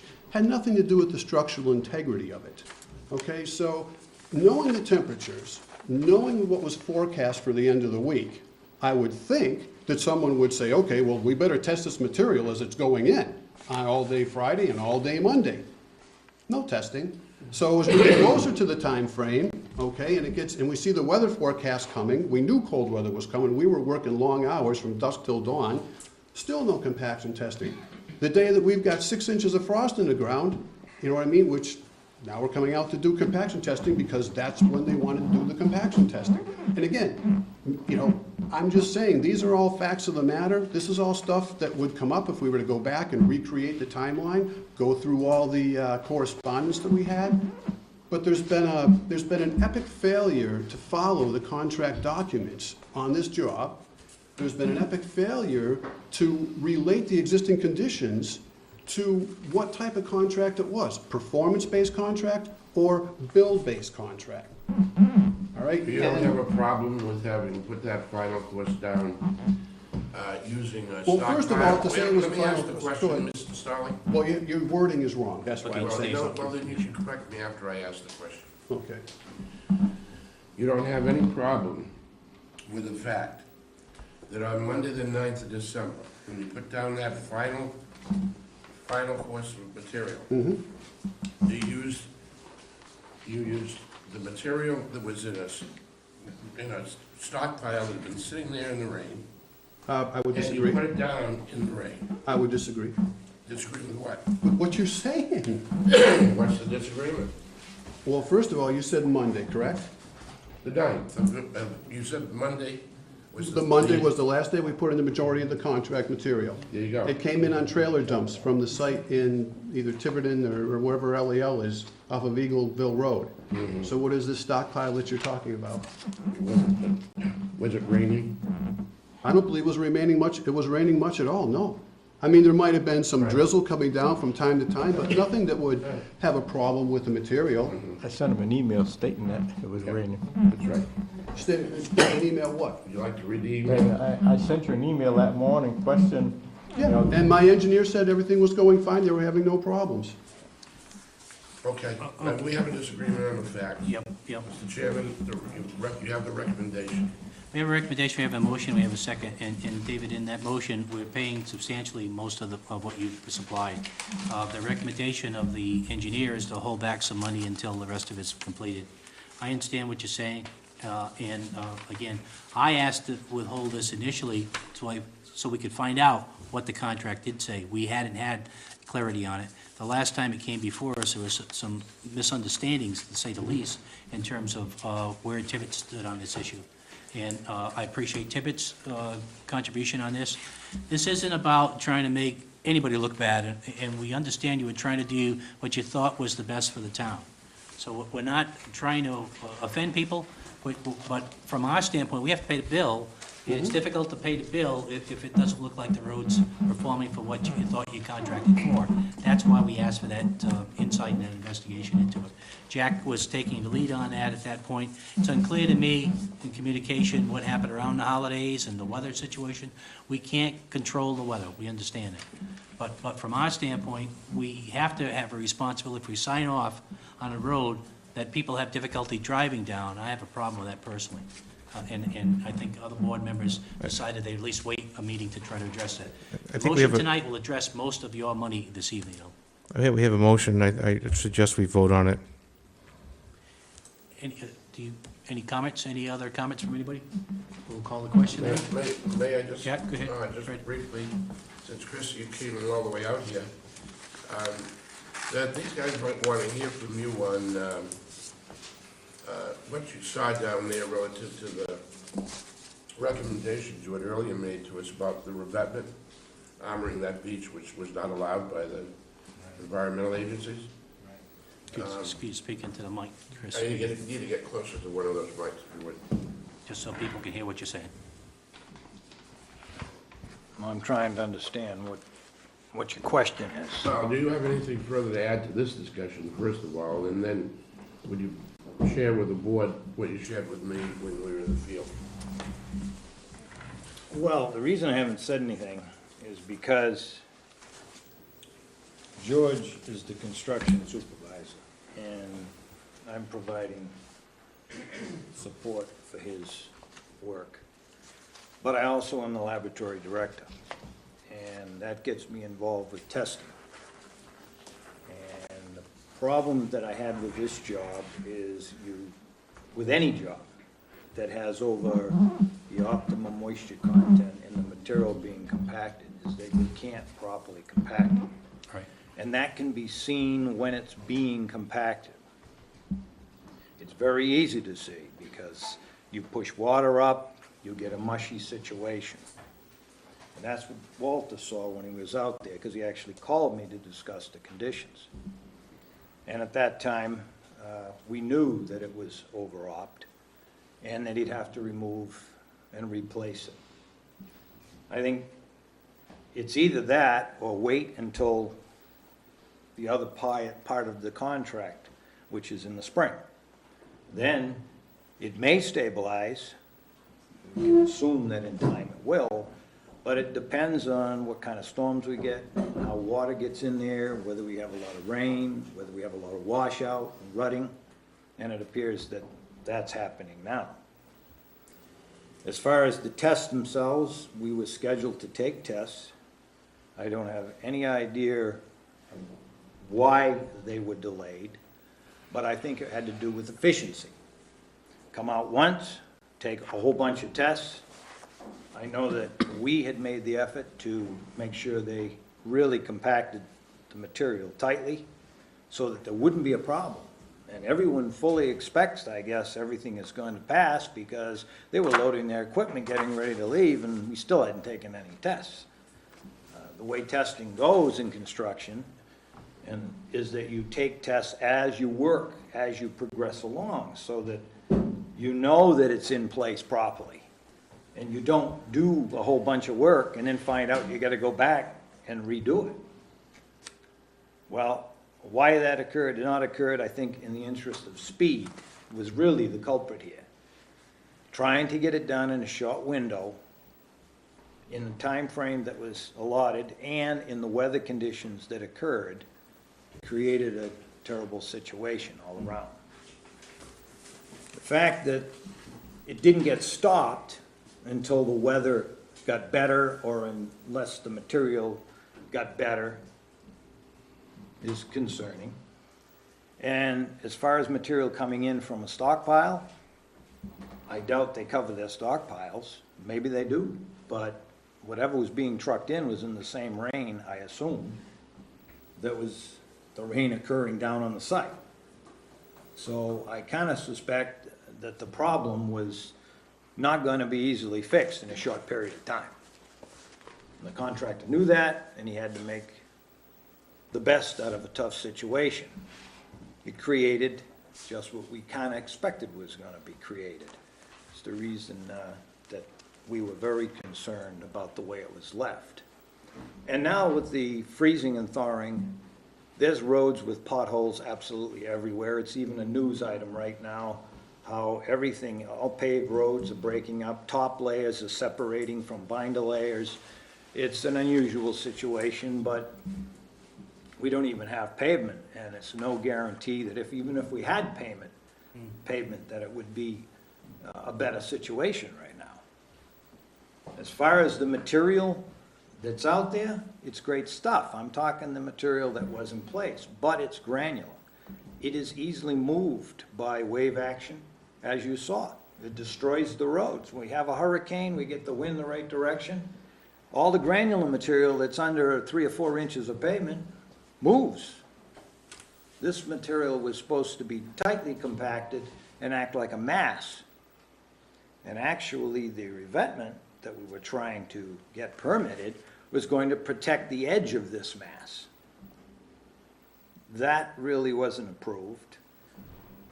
By DEP. Certainly, we were supporting your efforts in that area. We thought that made a lot of sense. Right. And then even the material that was eventually used wasn't, or didn't contain any concrete, because Walter and I had a meeting with them, and they said that they're concerned about concrete in the material. So the hand we were dealt was we had to use only reclaimed material, but it had to contain gravel burrow.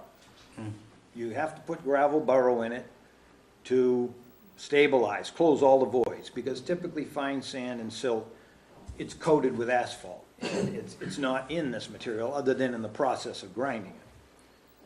So the spec is usually is 50% gravel with 50% reclaimed.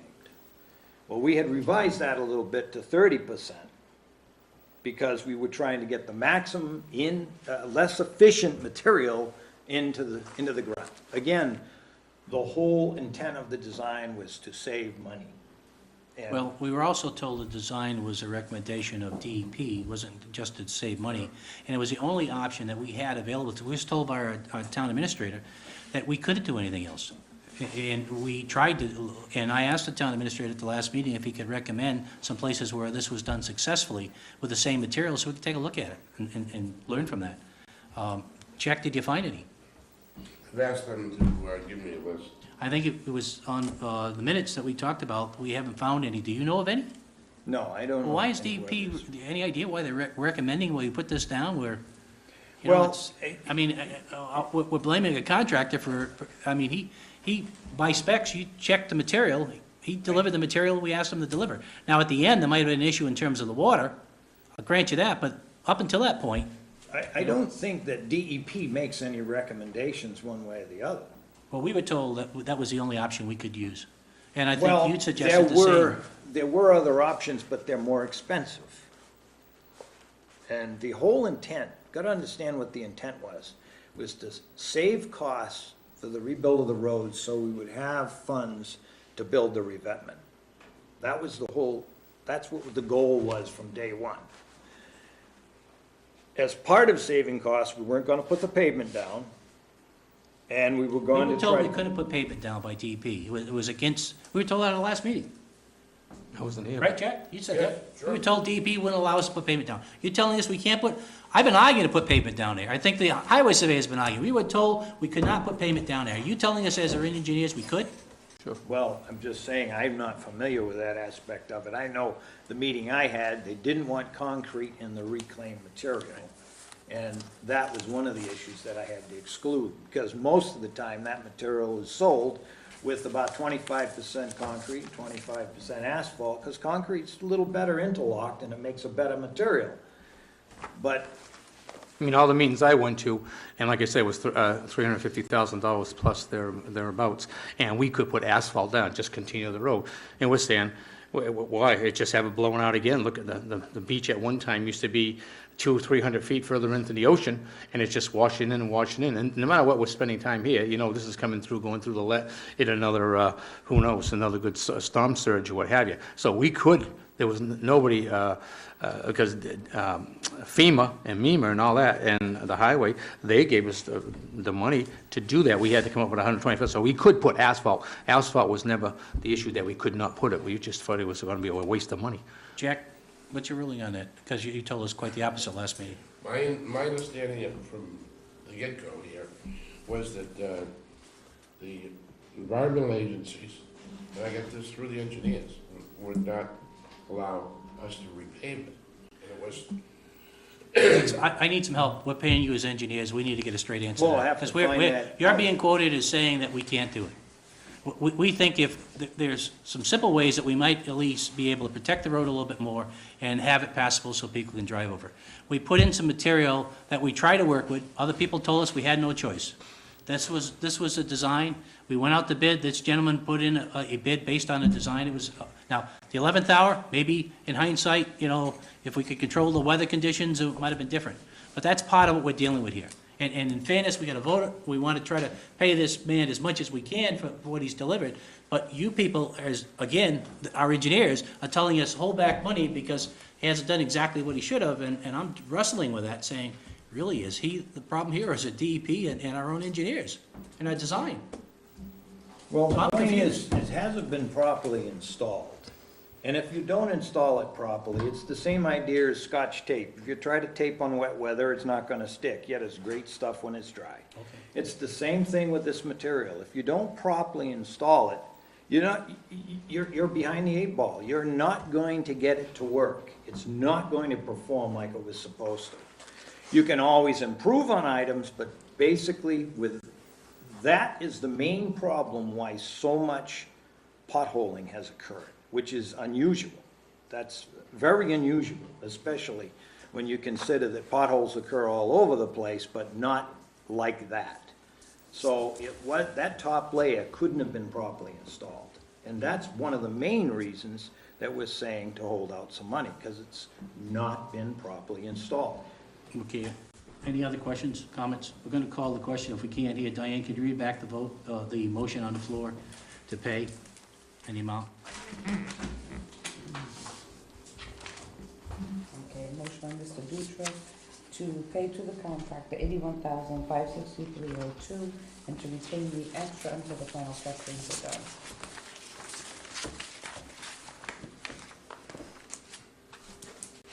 And it holds back roughly 63 and change, $6,325. 5%? Is that 5% on the total? 63.25.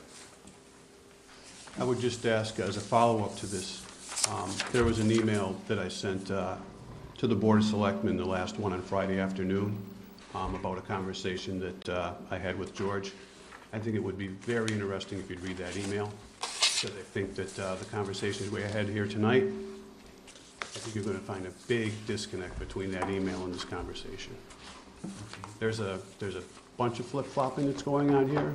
There's a lot more to the picture than meets the eye. And if this gentleman is going to stand here next to me or sit here and say to me that the material was not properly installed, and he has no moisture data to prove that, he has no compaction test to prove that, and it was the town's responsibility to do the testing, whether it be compaction testing, whether it be moisture testing, whether it be visual testing, and there are no test results to support that claim. I further, refute and basically wonder why this whole thing is happening. Well, this motion will at least get you a big chunk. So somebody, You know, but I think there and needs to we'll be try to more resolve meetings it. on this. I really do. And I'd like you to read that email from last Friday afternoon. He has a copy of it, Jack Healy does. Yeah, well, I do, the board should have, they got all the copies. Okay. The testing was, I might throw, was the responsibility of the contractor. I beg to differ. At the pre-con meeting, we discussed that, and it was the responsibility of them, and that was clearly in the pre-con meeting minutes. Well, as I review the document, which again, I was not privy to any changes, it clearly shows that the contractor is responsible for the testing. If that was correct, then why did I send an email to Tibbetts making sure they were out there to do the testing on a certain day? We have a motion and a Okay. second, and we're ready to call the We're question. ready to call the question. We are calling the question. How's the, call for the vote? All those in favor? Aye. Chair votes aye as well. It's unanimous. I oppose. Oh, you opposed? It's 3-1 to pay the, and withhold 6,300. What was the date of your letter, the email that you talked about? That was Friday afternoon, so that would have been, let's see, 13, 12, and 10. January 10th? Yeah, I don't see that here, Jack, but we'll get it. That would have been after the packet was Friday. Yeah. I don't see that, No, Jack. that wasn't. That's what he's saying. He's But not if you could, No, it was an email with an actual text email. if you just forward it out there. After 4 o'clock and sit until. Yeah, just forward it out to everybody. We'll look at it. Yeah, you wouldn't have it. All right. Okay, thank you. We appreciate, folks, this is a tough one. Appreciate you helping us here. You didn't talk about Rebecca. What's to say, they didn't want it. How long before the letter was up? As I said, a few more things, that's going right across. I gave you enough excerpts regarding. You all laughed at my Nantucket bubble. I gave you copies of the state Come on down. standard with the payments, so. Yeah. Okay, we have the Shellfish Constable. Sorry for the delay. Okay, See why. John Gordon, Sure. Chairman of the Shellfish Advisory.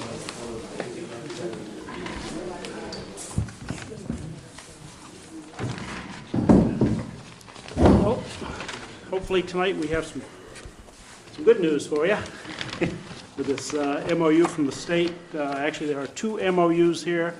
The Memorandum of Understanding between the town and the state for reopening areas or having areas that are able to be shellfished. The BB3 one is the West Branch one. That is basically a housekeeping situation that's, the Division of Marine Fisheries is just sent along to have it re-signed. Different brooks and stuff that were closed for various reasons. It's the housekeeping aspects, I believe. Entertain a motion to So move. approve. Second. Any questions? Hearing none, all those in favor? Aye. Chair votes aye, it's unanimous. And also, we have the BB4 MOU, Memorandum of Understanding between the town and the state for the East Branch, and that includes a new area, actually a reclaimed area. This area is an area that was closed back in the 70s. It now will run from a sign at Snell Creek, Jesse's Neck, across to the east shore, basically approximately 780 Pine Hill Road. It'll be a seasonal conditional area. If we get 2/10 of an inch of rain, it'll close for 5 days, as does the other conditional areas in the east and west branch. I move approval. Second discussion. Does this affect the farms now, the shellfishing farms we have? Is there gonna be more areas they can take over? No, this doesn't have any effect on the shellfish farms. Okay. The shellfish farms are way down here in the approved areas. Yeah, I understand, but now that there's a bigger area, I was wondering if they could come down. They can. Very good. Also, you were Oh, given a, Let's take a, you want to speak to this motion, or? that's all right, go ahead. Okay, any other questions on the motion? I'm all set. Hearing none, all those in favor? Aye. Chair votes aye, it's unanimous. Good, Gary. This is a 64 acres that we're reclaiming. Congratulations, nice job. I gave you some colored maps or charts. There is one little mistake in it. It says, where it says Shiprock to, it said Sunk Neck Relay. It's actually Sunk Rock Relay, so I'll get you a copy if you want to put it in the, post it out front here. Diane, you have the originals for our signature? We'll fix that. Well, at some point in the evening, we'll have to sign off on them. Want to do it now? Yeah. Yeah. One less thing to sign with these tonight. Yep. Okay. Continue, Gary, if you have. Also, our relays and seeding programs are going very well. We have that 5-year plan in place.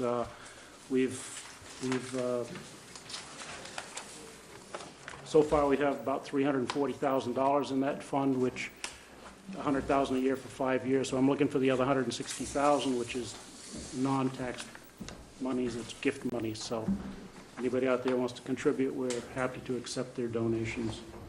And John might have something to say about the relays.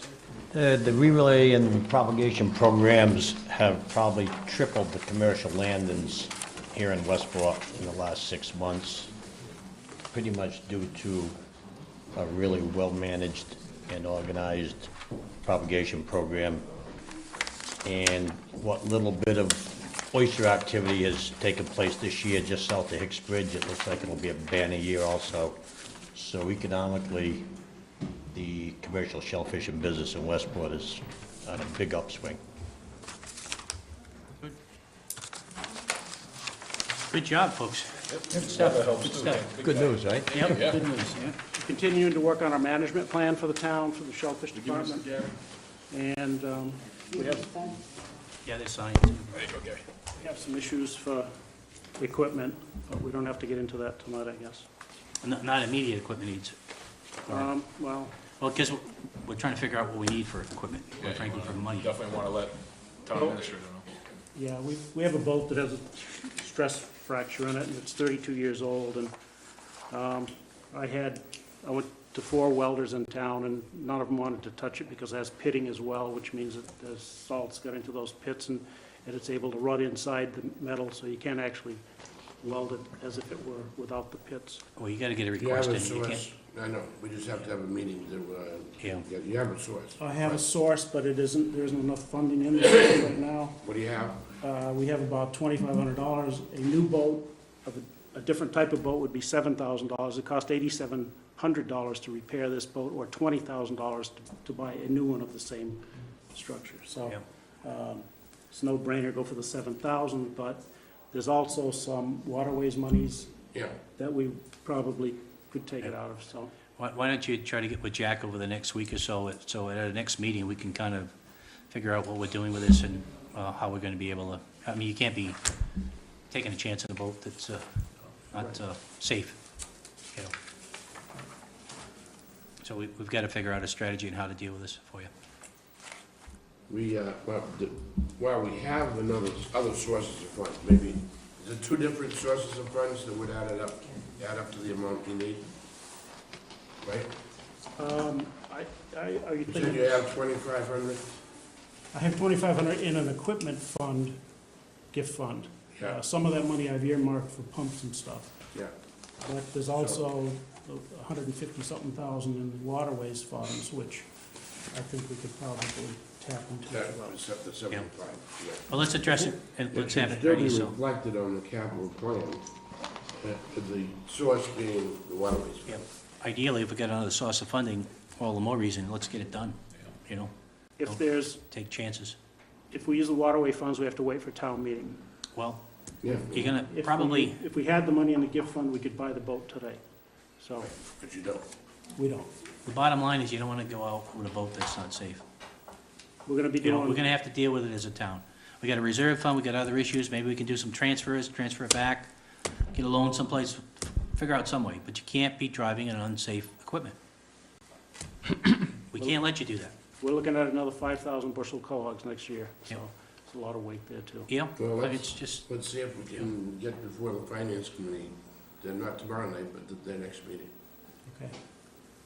We're also hoping that we can utilize the highway department again this year for, Everybody utilizes the highway department, you know, they're down 6 trucks and they only have 4 people, I think, so. But they'll do whatever they can. they've been a great help in the past. Good. Thanks. Thank you. Keep up the good work, folks. Appreciate it. Okay, the Commission for Disabilities are not going to be presenting tonight. I spoke to Elaine today, and I guess, this Thursday, the Community Preservation folks are going to be having a hearing on her request for mats. They were before us last time. So unless, Jack, you've heard anything different, I talked to her this afternoon, and she said that she appreciates it, but she wants to hold off for a meeting until she hears from the CPC folks. Next, Mr. Connors, Tony Connors, Chair of our Energy Committee, and he's got some good news for folks. I think so.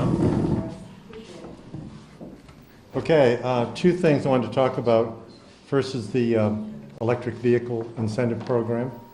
And the second is new information I have on the landfill solar project and comparing that to what we might do if we didn't do the landfill project and just tried to get all of the town's electricity through a single vendor. So I'll try to be as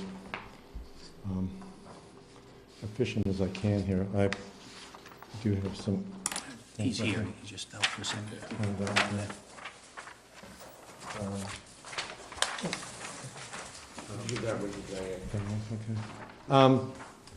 As you know, the electric vehicle incentive program is a state program that we applied for about 5 months ago and actually did get the award, $7,500 toward an electric vehicle, an all-electric battery-powered vehicle, and up to $15,000 for a charging station.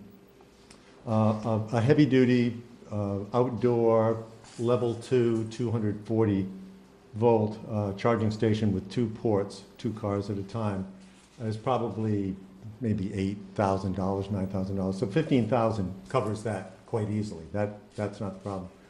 $7,500 is the maximum that can go toward a vehicle. Jack looked into, we both looked into vehicles. They cost $29,000,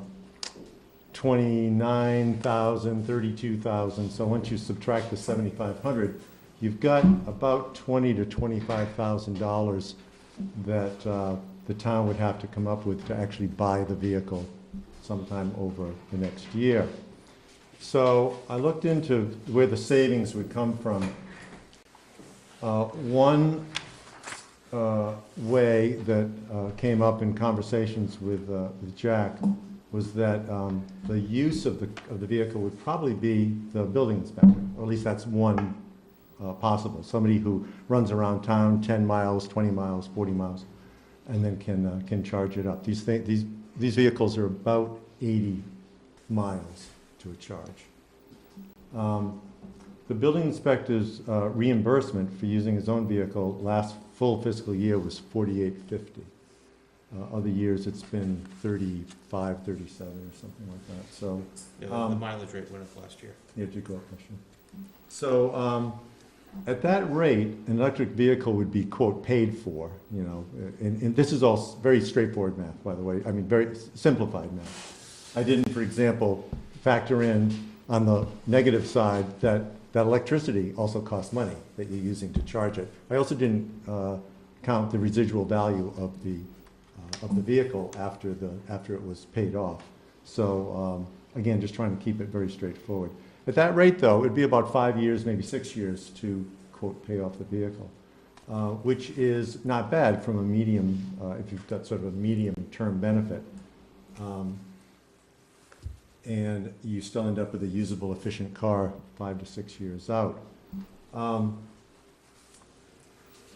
There's also intangibles associated with this, of just having an electric vehicle in town, showing that the town cares about renewable energy.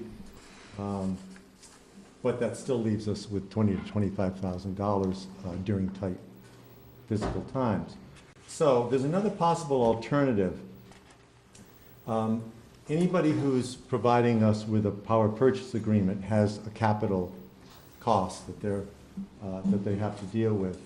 And at least one of the vendors that we're talking to would be willing, this is just verbal, to actually add that $25,000 to their capital cost. And what they do with the capital cost is once they figure out what it is, they go through all their spreadsheets and they come up with a number for us, which is what we're going to pay for electricity. And what they would do in this case would they would add to our price of electricity. So instead of paying, for example, 12.5 cents per kilowatt hour, we might pay 12.6 cents, a fraction of a cent, small fraction of a cent per kilowatt hour. This would be a way of not having to come up with any money at all now and actually pay for it over the course of a 20-year contract. It's probably cheaper in the long run, cheaper to pay it now, but if short-term expenses are a real problem, this is one way to do it. Now, I'm bringing these things up. We don't have to make a decision now. The only decision right now is we got a letter from the state. We have about, another week or so, week or 10 days, where we have to either accept this grant or not. If we don't accept it, if we don't sign it, then the whole deal is off. If we do accept it, we have a year to put it into place. None of the money comes to us. It's all passed through. It goes to the car dealer. It goes to the vendor of the charging station. And if we don't do it, then we just don't do it. The money just, there's no problem if we don't do it. We just simply don't. Well, I think you've answered all of our questions, or most of the major questions. First of all, was this thing going to pay for itself? And I think we've heard it's going to pay for itself. We do have the ability to reconsider doing this if we aren't comfortable with the upfront cost of it, if we have to go down that road. I tend to be somewhat skeptical about paying it out of a power purchase agreement. It's sort of like taking out a second mortgage on your home to pay for your car. And it's going to be in your, your mortgage payment for the next 20 years in the car, and be lucky if it lasts 10. Yeah. And I think that's the same thing here. But since we don't have to jump off that bridge today, I would, and we have this relatively short time frame to accept this grant, I would move that we do accept the grant from the Commonwealth and then revisit it when appropriate, the method of purchase of the vehicle and the battery. Second, there's no penalty if we have to send the grant. Another thing I would say is, have you talked to the building inspector? Because that 5,000 he was using for his gas mileage comes out of their revolving fund. All of this, I just got the information from Okay. Jack. You might want to look into that, because they have their revolving fund. I don't want to get clubbed by the inspectors tomorrow, but I think this is just the building inspector, so you might want to find out from them if they can take it out of their revolving to cover the cost of the vehicle. Oh. If they're going to utilize it. I mean, not, if Ralph's going to utilize it. Yeah, what we have for a motion in the second would at least allow us to keep the ball rolling. Yes. And without making any financial commitment. If we can't come up with a rationale for dollars, we just never buy it. We never Right. buy it. and Exactly never- right. There's no problem. So it does buy us a little time. I think it's awkward with all the other costs that we have facing right now to come up, say we're gonna take 25,000 out of someplace to put it into this, but there may be some other options, as you just suggested. Right, right, that may be limited to just a particular source of funds, and maybe that's a way of doing it, so. But one of the issues dealing with this, if we keep it the way it's going now, when Ralph gets, whatever, 50 cents a mile, that's it. We pay 50 cents a mile, and we have nothing else to deal with. We don't worry about his repair, his tires, his insurance, if he smashes it, and this and that. So we pay just that, and we have no commitment. Whereas this, we have some more commitment. We still have to maintain the vehicle, where we got to put tires on it. What's the battery life on these vehicles? Batteries are- Some of the first ones that came out, they were terrible. They were terrible, It cost you but- $7,000 to get rid of the But batteries. most of them did. Toyota, for Sure. example, gave you a 10-year Okay, 10 warranty. year. They just said, we want to put to rest Put 'em out there. that problem. I mean, so that's my only thing, where I'm saying, it's coming out of a fund that they're getting in through there, that fund is designed for that. It's $4,800. We worry about nothing. It's the car. So at the end of 4 years, thereabouts, we spent $20,000, almost the same amount of time. we spent on this other vehicle, and I don't know. But after that time, after this quote, payoff time, 4 or 5 years, or whatever it is, you've got a very efficient car that still has residual value. So, Yeah, that's, And you do have a charging station that hopefully will have some value to the town. Right, and- yes. And will encourage other people to maybe look at this as an opportunity to look at alternative exactly, sources. yeah, But which is part of the reason they it's- gave the grant. It's still an expense to come up with initially, but I think you presented it in a way, Tony, that at least buys us some time to see if we can possibly come up with some dollars for it. It's all at once time, so Yeah. I'm trying to get it. you know.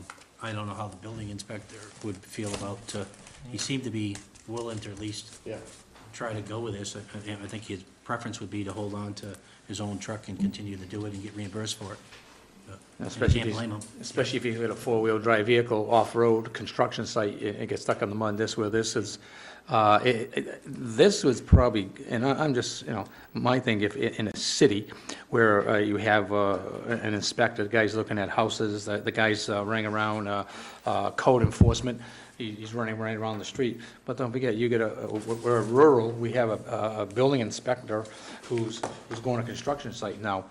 A lot of times, there's no roads on these things. So, I'm just throwing, that's one of the, that's one of the issues, so. I know the Energy Committee's been working on options, and this is one of them that's a priority. I would argue if we could buy a little time, give them a little bit more option to look at, maybe they'll come up with something. If I had to vote for it tonight, yes or up or down, I'd vote no, but I would certainly vote to continue to see if they can come up with other sources of revenue. All I'm asking. That's about the best I could, Yep. So I would support it this evening, but we still, the big question is how are we gonna pay for it? Exactly. And how does that fit in the priorities? Yeah, I'd love to kick it up if we could, but we have to say, what is it replacing? That's a tough one. That'll be a discussion at the show too, though, so we can get some more answers. Yep. Yes. Yep. We usually have one right outside. the Steve's lobby. going to come up, he's going to the Mass Oh, Municipal Tony, Association. okay. Yeah. All right, good. We'll see if we can. Yeah. Okay, motion on the floor in a second. Any other comments, questions? Hearing none, all those in favor? Aye. I vote aye as well. and you're nay. Opposed. Okay, 3-1. Just good. But passed, I'm glad. Okay. Can I ask Tony a question right now? I know it's. Sure, okay. I really feel bad that the Energy Committee worked so hard and so diligently to work on the landfill. And I know it's nothing to do with your group and all that. I mean, I can't say enough how supportive I am of you guys. And any light at the end of the tunnel, or is it just? Actually, the next thing I'm going to talk about really does give you an update on where we stand on several issues. Okay, something we can help you with, Yep. some, please. Yeah, actually, let me just pass those around. The landfill project, Here we go. as Dick has mentioned, has been very frustrating, partially because of NSTAR delays. That's right. And partially also because last year, Massachusetts SREC program, the Solar Renewable Energy Certificate Program, met its goals, and so they stopped the program. Okay. And then they said, okay, well, through legislature, we'll come up with SREC 2, as they call it, and what the incentives are going to be. And there's a lot of wrangling over that, as you might guess. In the meantime, companies that financed energy projects went to the sidelines. They said, we're not saying anything because we don't know what the incentives are. How can we calculate a return on investment if we don't know what the incentives are? And the incentives are about roughly half of what these people have for funds. So American Capital Energy said, we're just holding off. We're not going to even give you a new proposed price, a new price. We know it's going to be higher. Right. We just don't know what it is yet. About a week ago, I got 2 bits of information from American Capital. The first one is, if you might remember, we were going to, if the NSTAR interconnection cost exceeded $20,000, we were going to have to pay for that and bundle that into the price. Right. It will not exceed $20,000. Good. So we know that whatever price we're getting is the price that we're going to get. So that was a bit of good news. The second is that with their new calculations based on what they call SREC 2, and for a landfill project, they would add 1.5 cents per kilowatt hour. Our original agreement with them was 6.5 cents starting price with inflation, New England inflation added every year. It is now still the same inflation, but it's now up to 8 cents per kilowatt hour. So as you can see here, with my assumptions of 2.5% inflation, at 6.5 cents per kilowatt hour, the total savings was going to be a little over $1.5 million. Now it's about $1.3 million. So the loss of savings is about $279,000 over 20 years, whatever that is, $14,000 a year less on average. However, it's still over $1 million savings from Still a good what deal. we originally had. So it's not as good a deal. It's not American Capital's fault. No. And the state was a victim of its own success. So you can't complain. Okay, so that's good news in that we now know what it is. Within 2 weeks, they'll give us a formal proposal, a new contract to be discussed. So this will come up again in a couple of weeks for you. One of the things that came up during this time, I was asked to look at what would happen if we abandoned the project at the landfill altogether and went to a single source vendor. Remember, we're looking at another vendor for the other electricity we need, the 1.2 million kilowatt hours that we need. So what if we said, instead of 1.2 kilowatt hours, say 1.2 plus the 700,000 we're getting at the landfill, 1.9, thereabouts. What if we went all to one vendor? And I've got two very clear proposals from vendors that we could use. So what I did was I compared the best offer that we had, which was fixed at 12.5 cents per kilowatt hour for 20 years, never changing. And I said, okay, what if at the landfill, what if it were 12.5 cents per kilowatt hour for 20 years and never went up? Which would be a better deal? And as you can see here, the landfill is still the better deal. It still is a better deal. Mainly because the difference between 8 cents to start off with and 12.5 cents to start off with, it takes a long time. These things start, as you can see, we start doing better around year 18, 19, 20. So it takes a long time to get up to that point. Right. So under these assumptions, so that's not anything we have to act on, but it was something that Jack and Tony had asked me to look into just to see if it would work.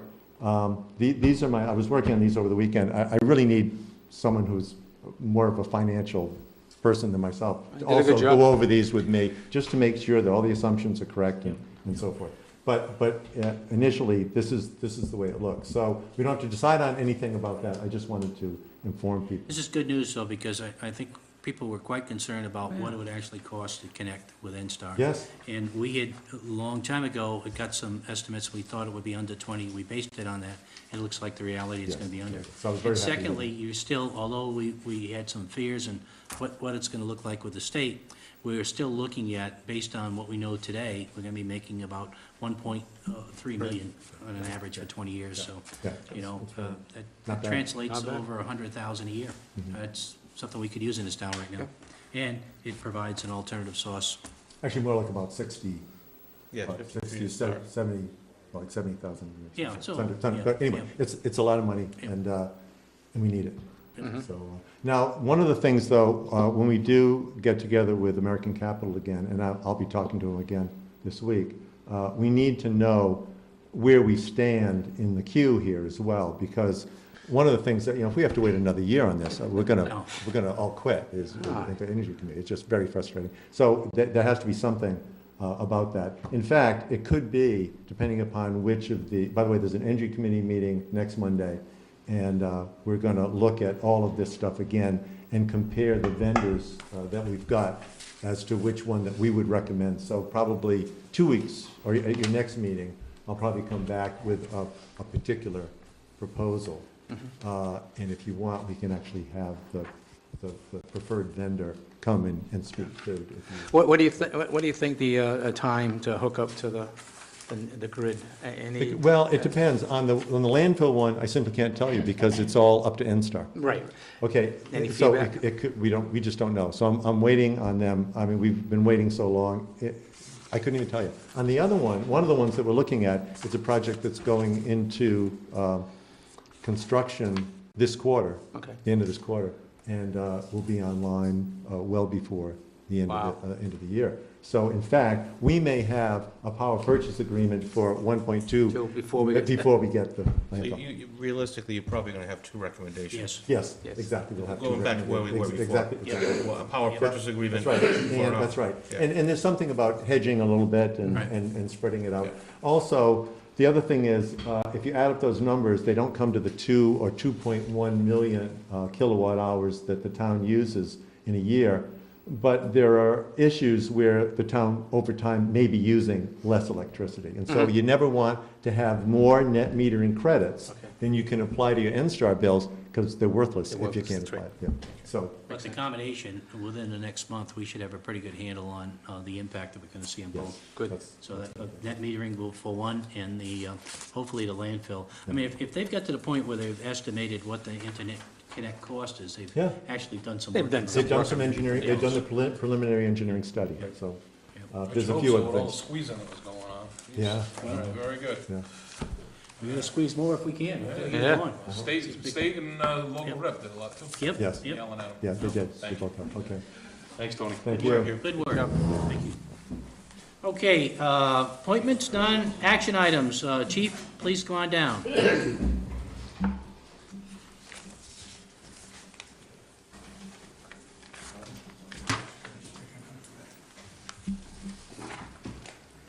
He's got his TV tie on. Yeah. That's it, that's right. I don't wanna say it's a Republican tie. Might offend some people. What's an independent tie look like? Have you I don't seen know, it? I think that's right, it has blue dots, it's blue and red, so. Nice I guess tie. I'm good either way. So I sent a letter to the board requesting lifting of the hiring freeze for essential personnel. We have an opening in the dispatch center for a full-time EMD dispatcher. Also, we have 2 openings for part-timers that are through attrition, we haven't filled. Additionally, it's that time of year where we start to look at hiring reserve officers for the summer, have to get them trained. So, that being said, that's why I'm here, if you have any questions. I'll make a motion that we allow the chief to hire the full-time dispatcher, which is just replacing somebody's resigned, and to, as needed, the part-time dispatcher, because you're only paying them as you need them, as a need basis, as well as the reserve officers. You want to separate that, I can second Jim? that. Huh? We want to keep it all We together? have a motion and a second. Yeah. Questions? My only comment in doing this, if we could promote from within, we might have some economies of scale within our own operation. Yeah, we don't have, that's why, we don't have any part-timers now, I wish we did, and then we could just move them right into the full-time I'm position. talking, the process here, Jack, would be to advertise internally first? Well, We did about a month ago. yeah. There were no candidates On the for the last opening for dispatch. Well, let me say it a different way. If we end up where we have to lay people off in July 1st, and we get somebody that's capable that could do this job, I'd ask if you give people consideration. I don't want to get into layoff issues, stop bumping people, and Sure. if there's a possibility, that's all I'm saying, because, The full-time position, we're gonna have to move really quick, because right now we're filling it as overtime. But the part-time positions, absolutely, then they could become trained. I was referring to the full-time positions. Okay. Right now, we have a budget, you know it, we've got some real challenges, and if we have some people within our system, you know, it may be that we're gonna have to take a look at how we handle our personnel, and I'd like to take care of people that are within, as opposed to hire somebody now and 3 months from now, lay somebody else off or something, you know? So a weekend now, they're gonna mess you up? You get it around tomorrow morning? Yeah, that's fine. Okay, for our purposes, we have a motion and a second. Any other questions? Hearing none, all those in favor? Aye. Chair votes aye, it's unanimous. Thank you. Thanks, whatever you can do. Yeah, but one of the things you probably could do is, a lot of part-timers, you might have people that get them already trained, who somebody just wants to work part-time, so you can start filling it with them now until this other position comes up. Either way, they have to, there's a lot of training now with the EMD, there's a Yeah, but- 5-week academy, so that's why we wanna get them in. You might have somebody that's already trying to, I don't know. That'd be nice. Did you want to speak to the other item that Jack has in his deal for the police Yeah. building? While you're here?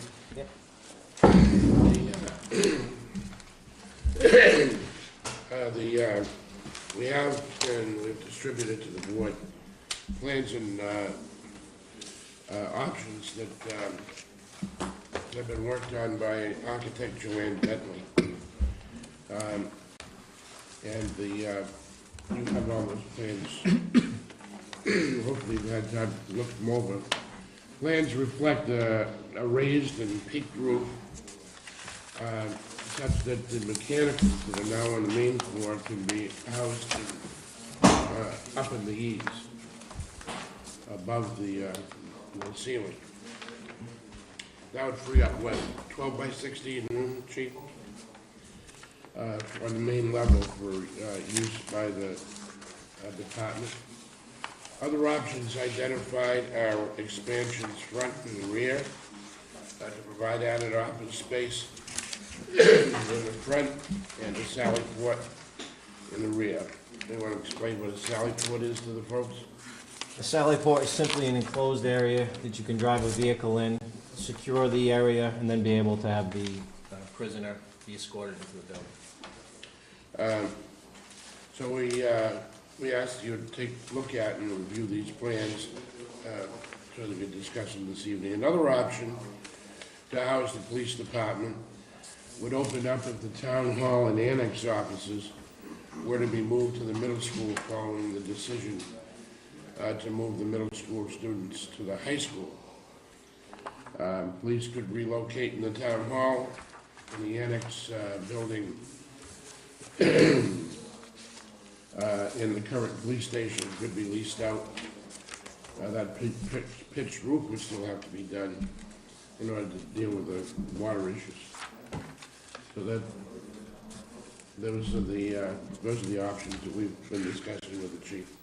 I'm trying to put my hands on the proposal. Is there a dollar amount with that proposal? I was just gonna ask that. I haven't seen anything. Did we ask for an estimate? Sure. I thought we did that already. What's that? No, we don't. No, we haven't, okay. Can we ask for an estimate? Since we talked about?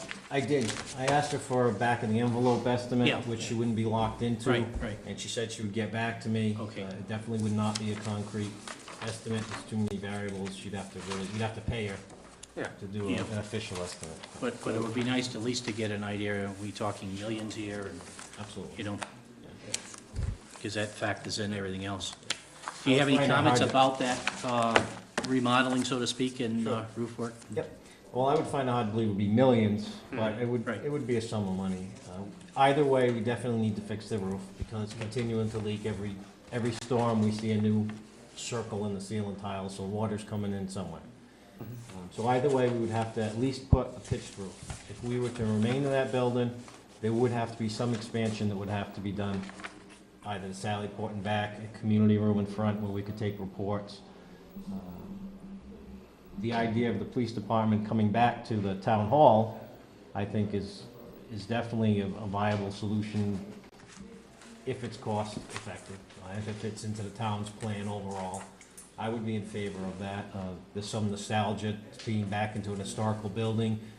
If it can be, refurbished in such a way that we can utilize it, it would make this building usable instead of just being abandoned. I think it's overall it's a sound building, it's a strong building.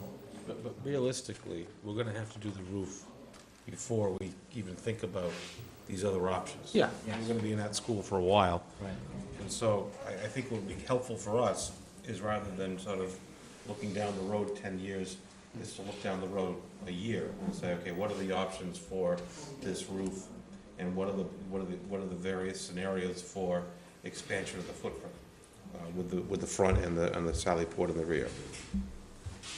Well, I would suggest that we start off with the roof, because the building, if it has other use down the road, even if we want to rent it out or whatever, you need a solid roof on it. Now, I think we should get prices on the roof, both A-frame and rubber, and see what that looks like and get some recommendations. Including moving the mechanicals upstairs. Right. Yeah, and then we need to move very quickly on the other pieces, but we're talking about money we don't have anyways. Right. but at least it gets into the situation. I'm not convinced, I mean, if we had it built right now, I'd definitely say let's put an A-frame on it, but it doesn't have one, and we need to see what the cost of that A-frame. If we just have it flat, well, we don't move the mechanics upstairs. But if it's a substantial cost difference, we probably should look at that. Gotta weigh some of this stuff together. Well, I know it would be a minimum of $25,000 just to remembrane the roof. That's what we paid last time, and it wasn't done right. All right. So some of the other estimates we had were anywhere from $50,000 to $100,000. Right. But my experience in putting roofs on, I put them on a lot of buildings over the last 35 years.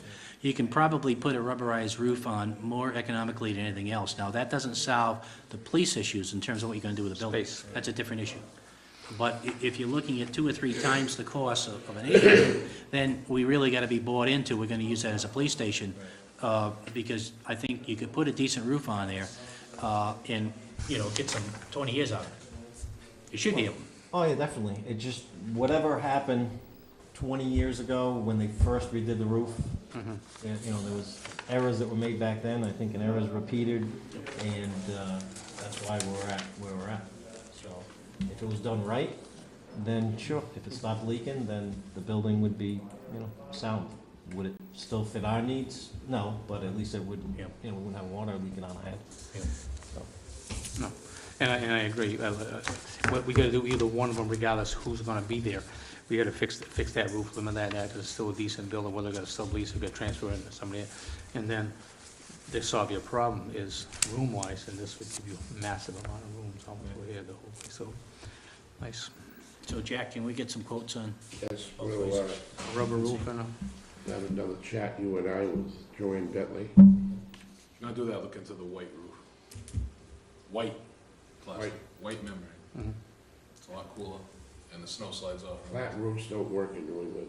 It's, I work on them, so. You can even put a mechanical room up there if you Yeah. want them, Yeah, right. so. I'm just saying, you would want white, it'd be a lot cooler in the summer. I think we just gotta weigh some options with it. I would agree with you, but, it's, Okay. we're spending money we don't have anyways here, so.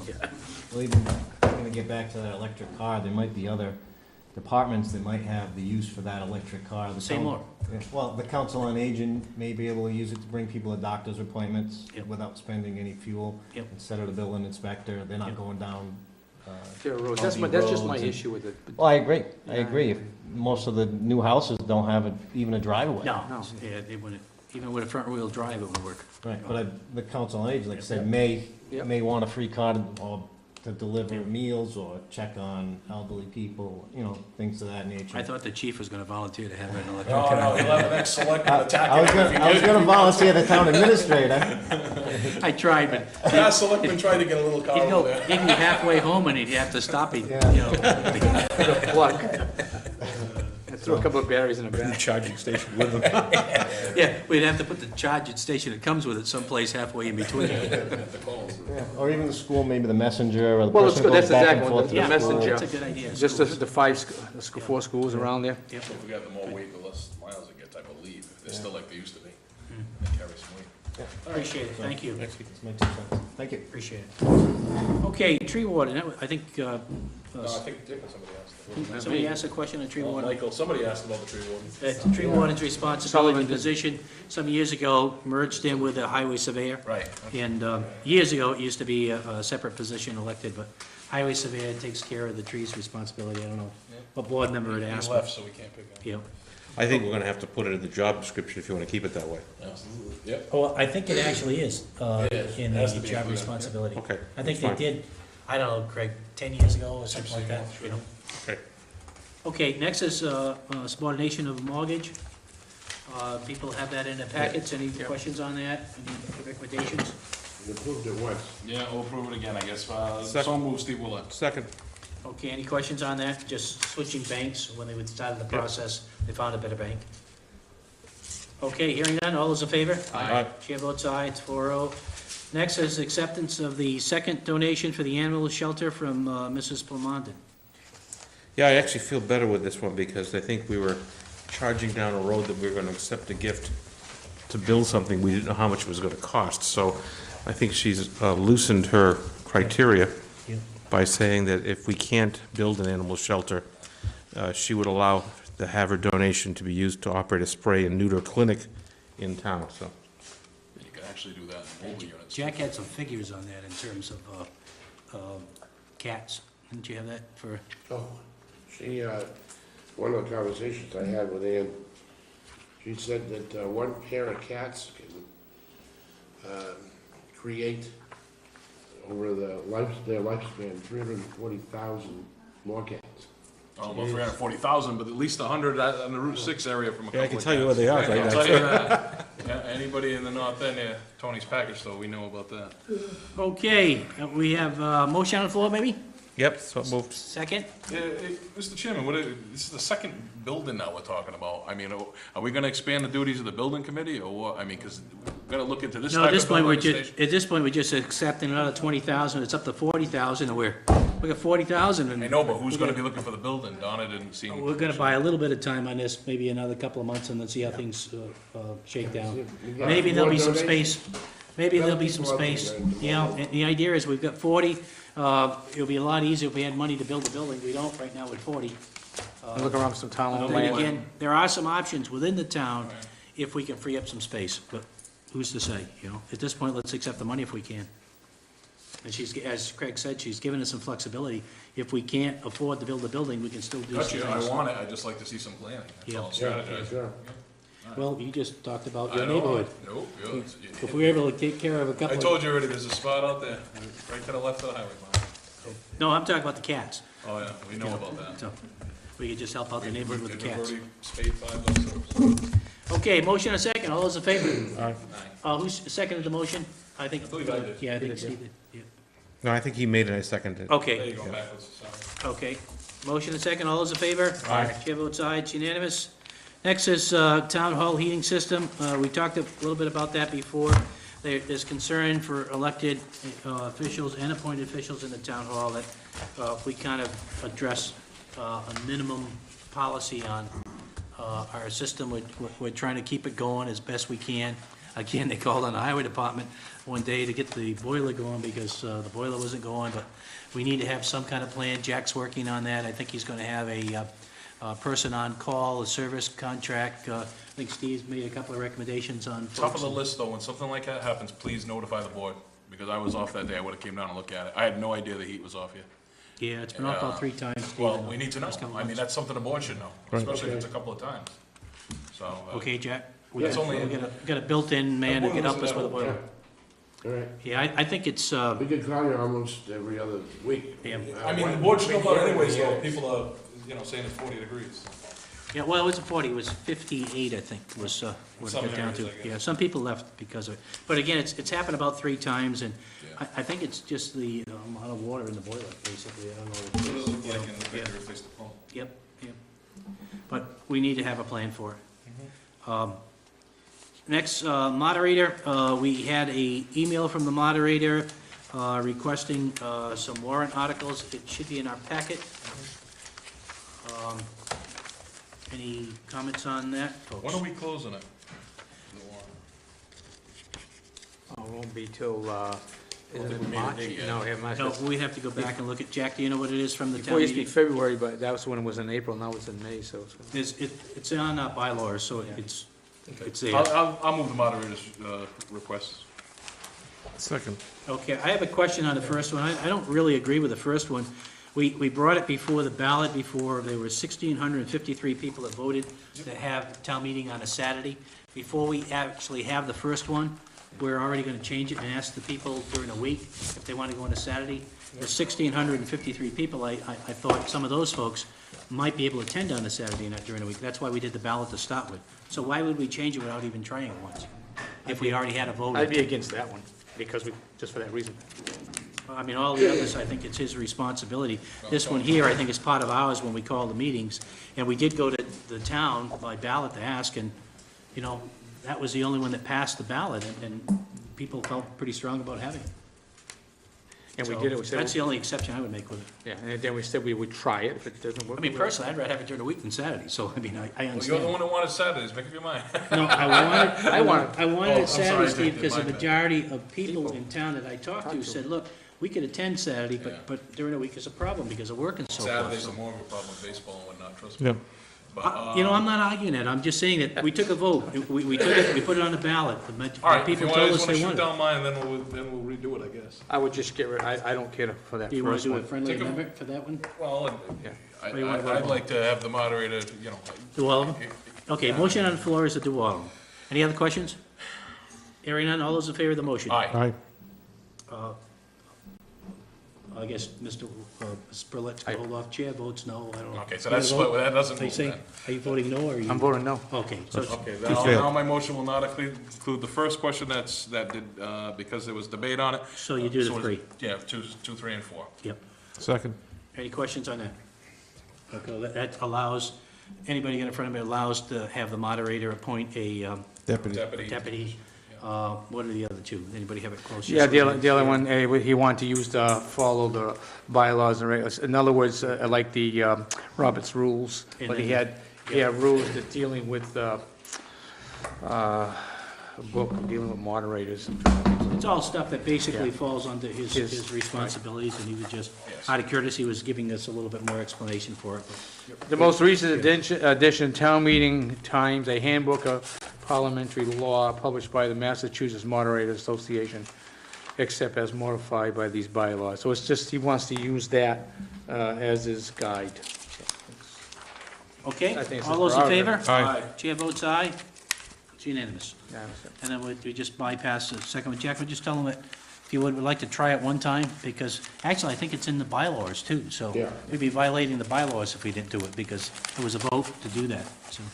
You wanna meet in the morning and have, some of the service organizations supply everybody with lunch? Well, that was part of the plan for the groups that wanted to have it, was to try to see if they could have babysitting and Yeah, babysitting. make some arrangements for a, Games for the kids? you And coffee, like you say, in the morning, you get their coffee, and it just starts at 9 o'clock, break for lunch, have some there, and be out of there. we're not unique. I mean, there are a number of places that try to do the weekends, and Yeah. just give it a try. If it doesn't work, then so be it, but we're really responding to the request of people that would like to see it. Okay, next, the minutes, approval of minutes for meeting on December 16th and 30th, and I think we got an email from Michael saying that he read them Yeah. and he was comfortable with Yeah, it. I move approval of the minutes of December 16th. Just the 16th? I'll second that. Any questions on the 16th? Just trying to see if we're all here. You We weren't. have them on top? You weren't here. I was not here for Yes, the Yeah, we have to do them separately because we only have Yeah. two of us that were both meetings. All right, so I Okay, wasn't here. all those in favor? Aye. Chair votes aye, and one abstention for being absent. I And- move approval of the 30th. Okay. I was absent, so I Yeah, so can't you'd vote. have to. Second. Okay, we have a second. Any questions on that one? Hearing none, all those in favor? Aye. Chair votes aye, 3-0, and one abstention. Dick was absent. Okay, question and answer period. Is there, none? No question and answers, okay. Town administrators report. What's left? All right, not much. Oh, boy. Well, we did East Beach Road, did the ballot question, Drift Road Stormwater Projects update. We've had, I think 4 of us now contact us and indicate that they have some questions for the engineer. The engineer said that he can be available Thursday afternoon, Friday of this week, and Wednesday, Thursday, and Friday of next week. So one of my jobs tomorrow morning is to contact the individuals, and I've already emailed one of them to see what availability they have on any of those days. So we're making some progress, at least in giving the engineer an opportunity to work with the abutters to see if any of them can help us out. Jack, when you get a date, if you can let me know, I'll try to let the Water Resource Management Committee know. Oh, sure. So maybe we get a representative for that. Yeah, absolutely. Amendment to the Fall River Water Credit Agreement, worked with Terry Sullivan to secure approval to add the 3 liters to our Flushing Credit Agreement, so we don't get charged for water that we're blowing out the door. Email attached to details and terms. What's the board's pleasure? Finalize that? We need a movement on, I thought we signed it last time, we need another No, signature. no, you authorized me to work on it. To work on it? This is it, this is the work product. All right, I'll move it. Thank you. Second. Any questions? Hearing none, all those in favor? Aye. Chair votes aye, it's unanimous. You talked about the other things. We're done. Okay.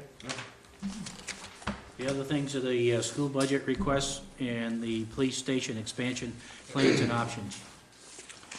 Okay, we're down to correspondence and actions. We had the fire department received a letter for the Permanent Firefighters Association regarding their intent for collective bargaining.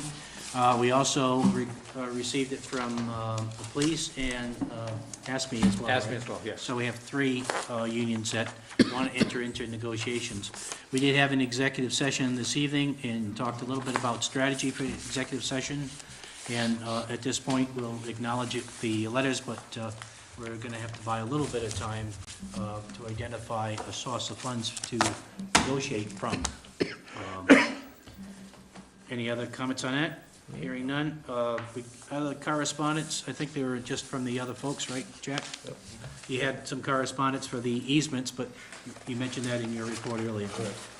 Okay, board member suggestions for future agenda discussion or action items? Hearing none? I'm sorry. I would like to send a letter out, and we'll bring it up in the next meeting for the verbiage and all that, to all department heads, saying that, look, if you're gonna hire somebody, if at all possible, I think we've been getting away from it, that town residents should have a consideration as much as possible. Again, if they're qualified, I'm not saying because you're a town resident, we have to give it to them, but I think we've been slowly getting away with some of the people who've been coming on board and going out of town. I mean, I think we should take care of our own if we can. I agree, Dick. I think one of the problems that I see is we put them and the candidate in an awkward position because we ask this question every time it comes up. Right. So I think, Jack, what we should communicate to the department heads is when you come in Right. to make a recommendation regarding an employee, as part of your report, please specify how many applicants were from Westport, how many local applicants were interviewed, and whether this person is a resident of the town or not. Yeah, I agree. So it doesn't put us into the position of sort of popping this question Yeah. 9 times out of 10. Especially on a basic entry-level position, I mean. come on. And that way, the department head knows that that's part of their report. Not only do they want to talk about the individual they're presenting to us, but they also sort of lay out what efforts were made to recruit locally. Yeah, so why would we want to draft a letter, just, I think, just to kind of bring it up to the floor? That's fine. I mean, you could ask and whatnot, but I could just say there's a bigger pool right now with this current economy, that you have a lot of skilled people, and they're not necessarily from town. You worked out of town, I worked the next town over. I mean, I hope it's because I was the most qualified. No, and again, I don't think that we would, in most instances, second guess them. It's just a question of that, let's keep that top of mind. That's exactly right. That's fine. I would agree with comments that everybody's made, but in particular, I think we have to give preference if we can to town residents. If the qualification is pretty close, especially if we're talking about a substitute or a skill level that Yeah, you low can train. low entry. You know, I think they're, and people, well, on the other hand, you got some people that have been bypassed that have master's degrees that live in town, and, you know, I would think they would be qualified if they have a master's in a particular subject area, so. Okay, anybody else? Jack, we need, I've got a couple, we need to take a hard look at our quality of service going out with cable TV.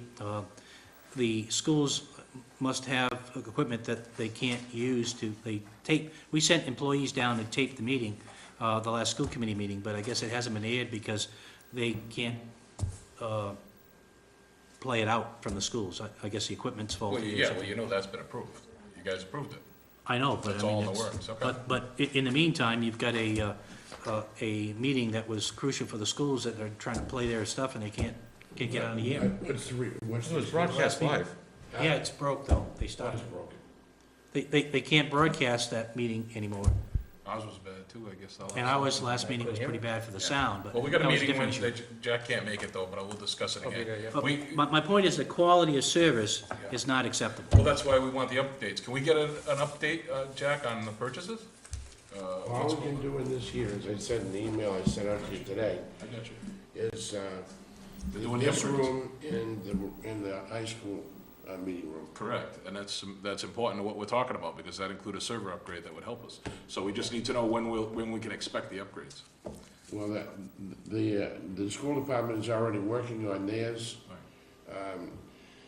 Steve told me to get in touch with Colony Communications, who did the proposal. They're on state bid, so we can move ahead with that for this room. Well, I would suggest, I think Val had suggested that she could put the school committee's meeting on Channel 15 periodically until she gets it corrected, so So at least. their channel isn't working, is that what you're saying? The piece of equipment they use to run over Channel 16 from their site doesn't work. It's faulty at best. My understanding is the quality of the tape was fine, but they just couldn't, it started Chapter and one, stopped. in channel 191. Channel 191. They got new folks there too. Yeah, channel 191. Yeah. I should have that memorized for those people that call me. Yeah. Not to be confused with channel 190 or 192. Or 16? Yeah, and they can go through their website too, they were supposed to be uploading it. I think if we can, we need to get some information and recognize passing of a former highway surveyor, Fred Kamer. He passed away about 2 weeks ago or a week and a half ago, but we don't have any of the details of it, so we would like to recognize Mr. Kamer, and You live out of there'll be more to come. I guess he was down in Florida, he lives in Westport, but I think he went down to Florida, and I think they're still trying to. down there a week and here, Yeah, Yeah. yeah. he came over here. But he was a former highway surveyor for a number of years. Mhm. Okay, and an employee prior to that, I think, for a number of years as well. Any other? Yeah, you have anything to? Okay, go ahead. I'm sure I speak for the board when obviously we feel very bad for the mishap that occurred. We asked people on the water, asked people obviously to take extra care, particularly in the cold weather. The ponds are gonna be freezing over. I think this has really woken a lot of people up, but then there's the pond danger that was getting pretty close in thickness, but now it kind of reversed. I'd just like to bring that to light. That's pretty much it on that, I guess. Our thoughts go out to the Russell Perry family too. Mr. Perry passed away, he was the owner of Westport Tire. And as both him and his family are, very instrumental in our town for many, many years. Westport Tire is on Route 6 and just passed in the last week, and thoughts and prayers go out to the family. You're not from Westport if you didn't recognize anybody in that building. That place was full.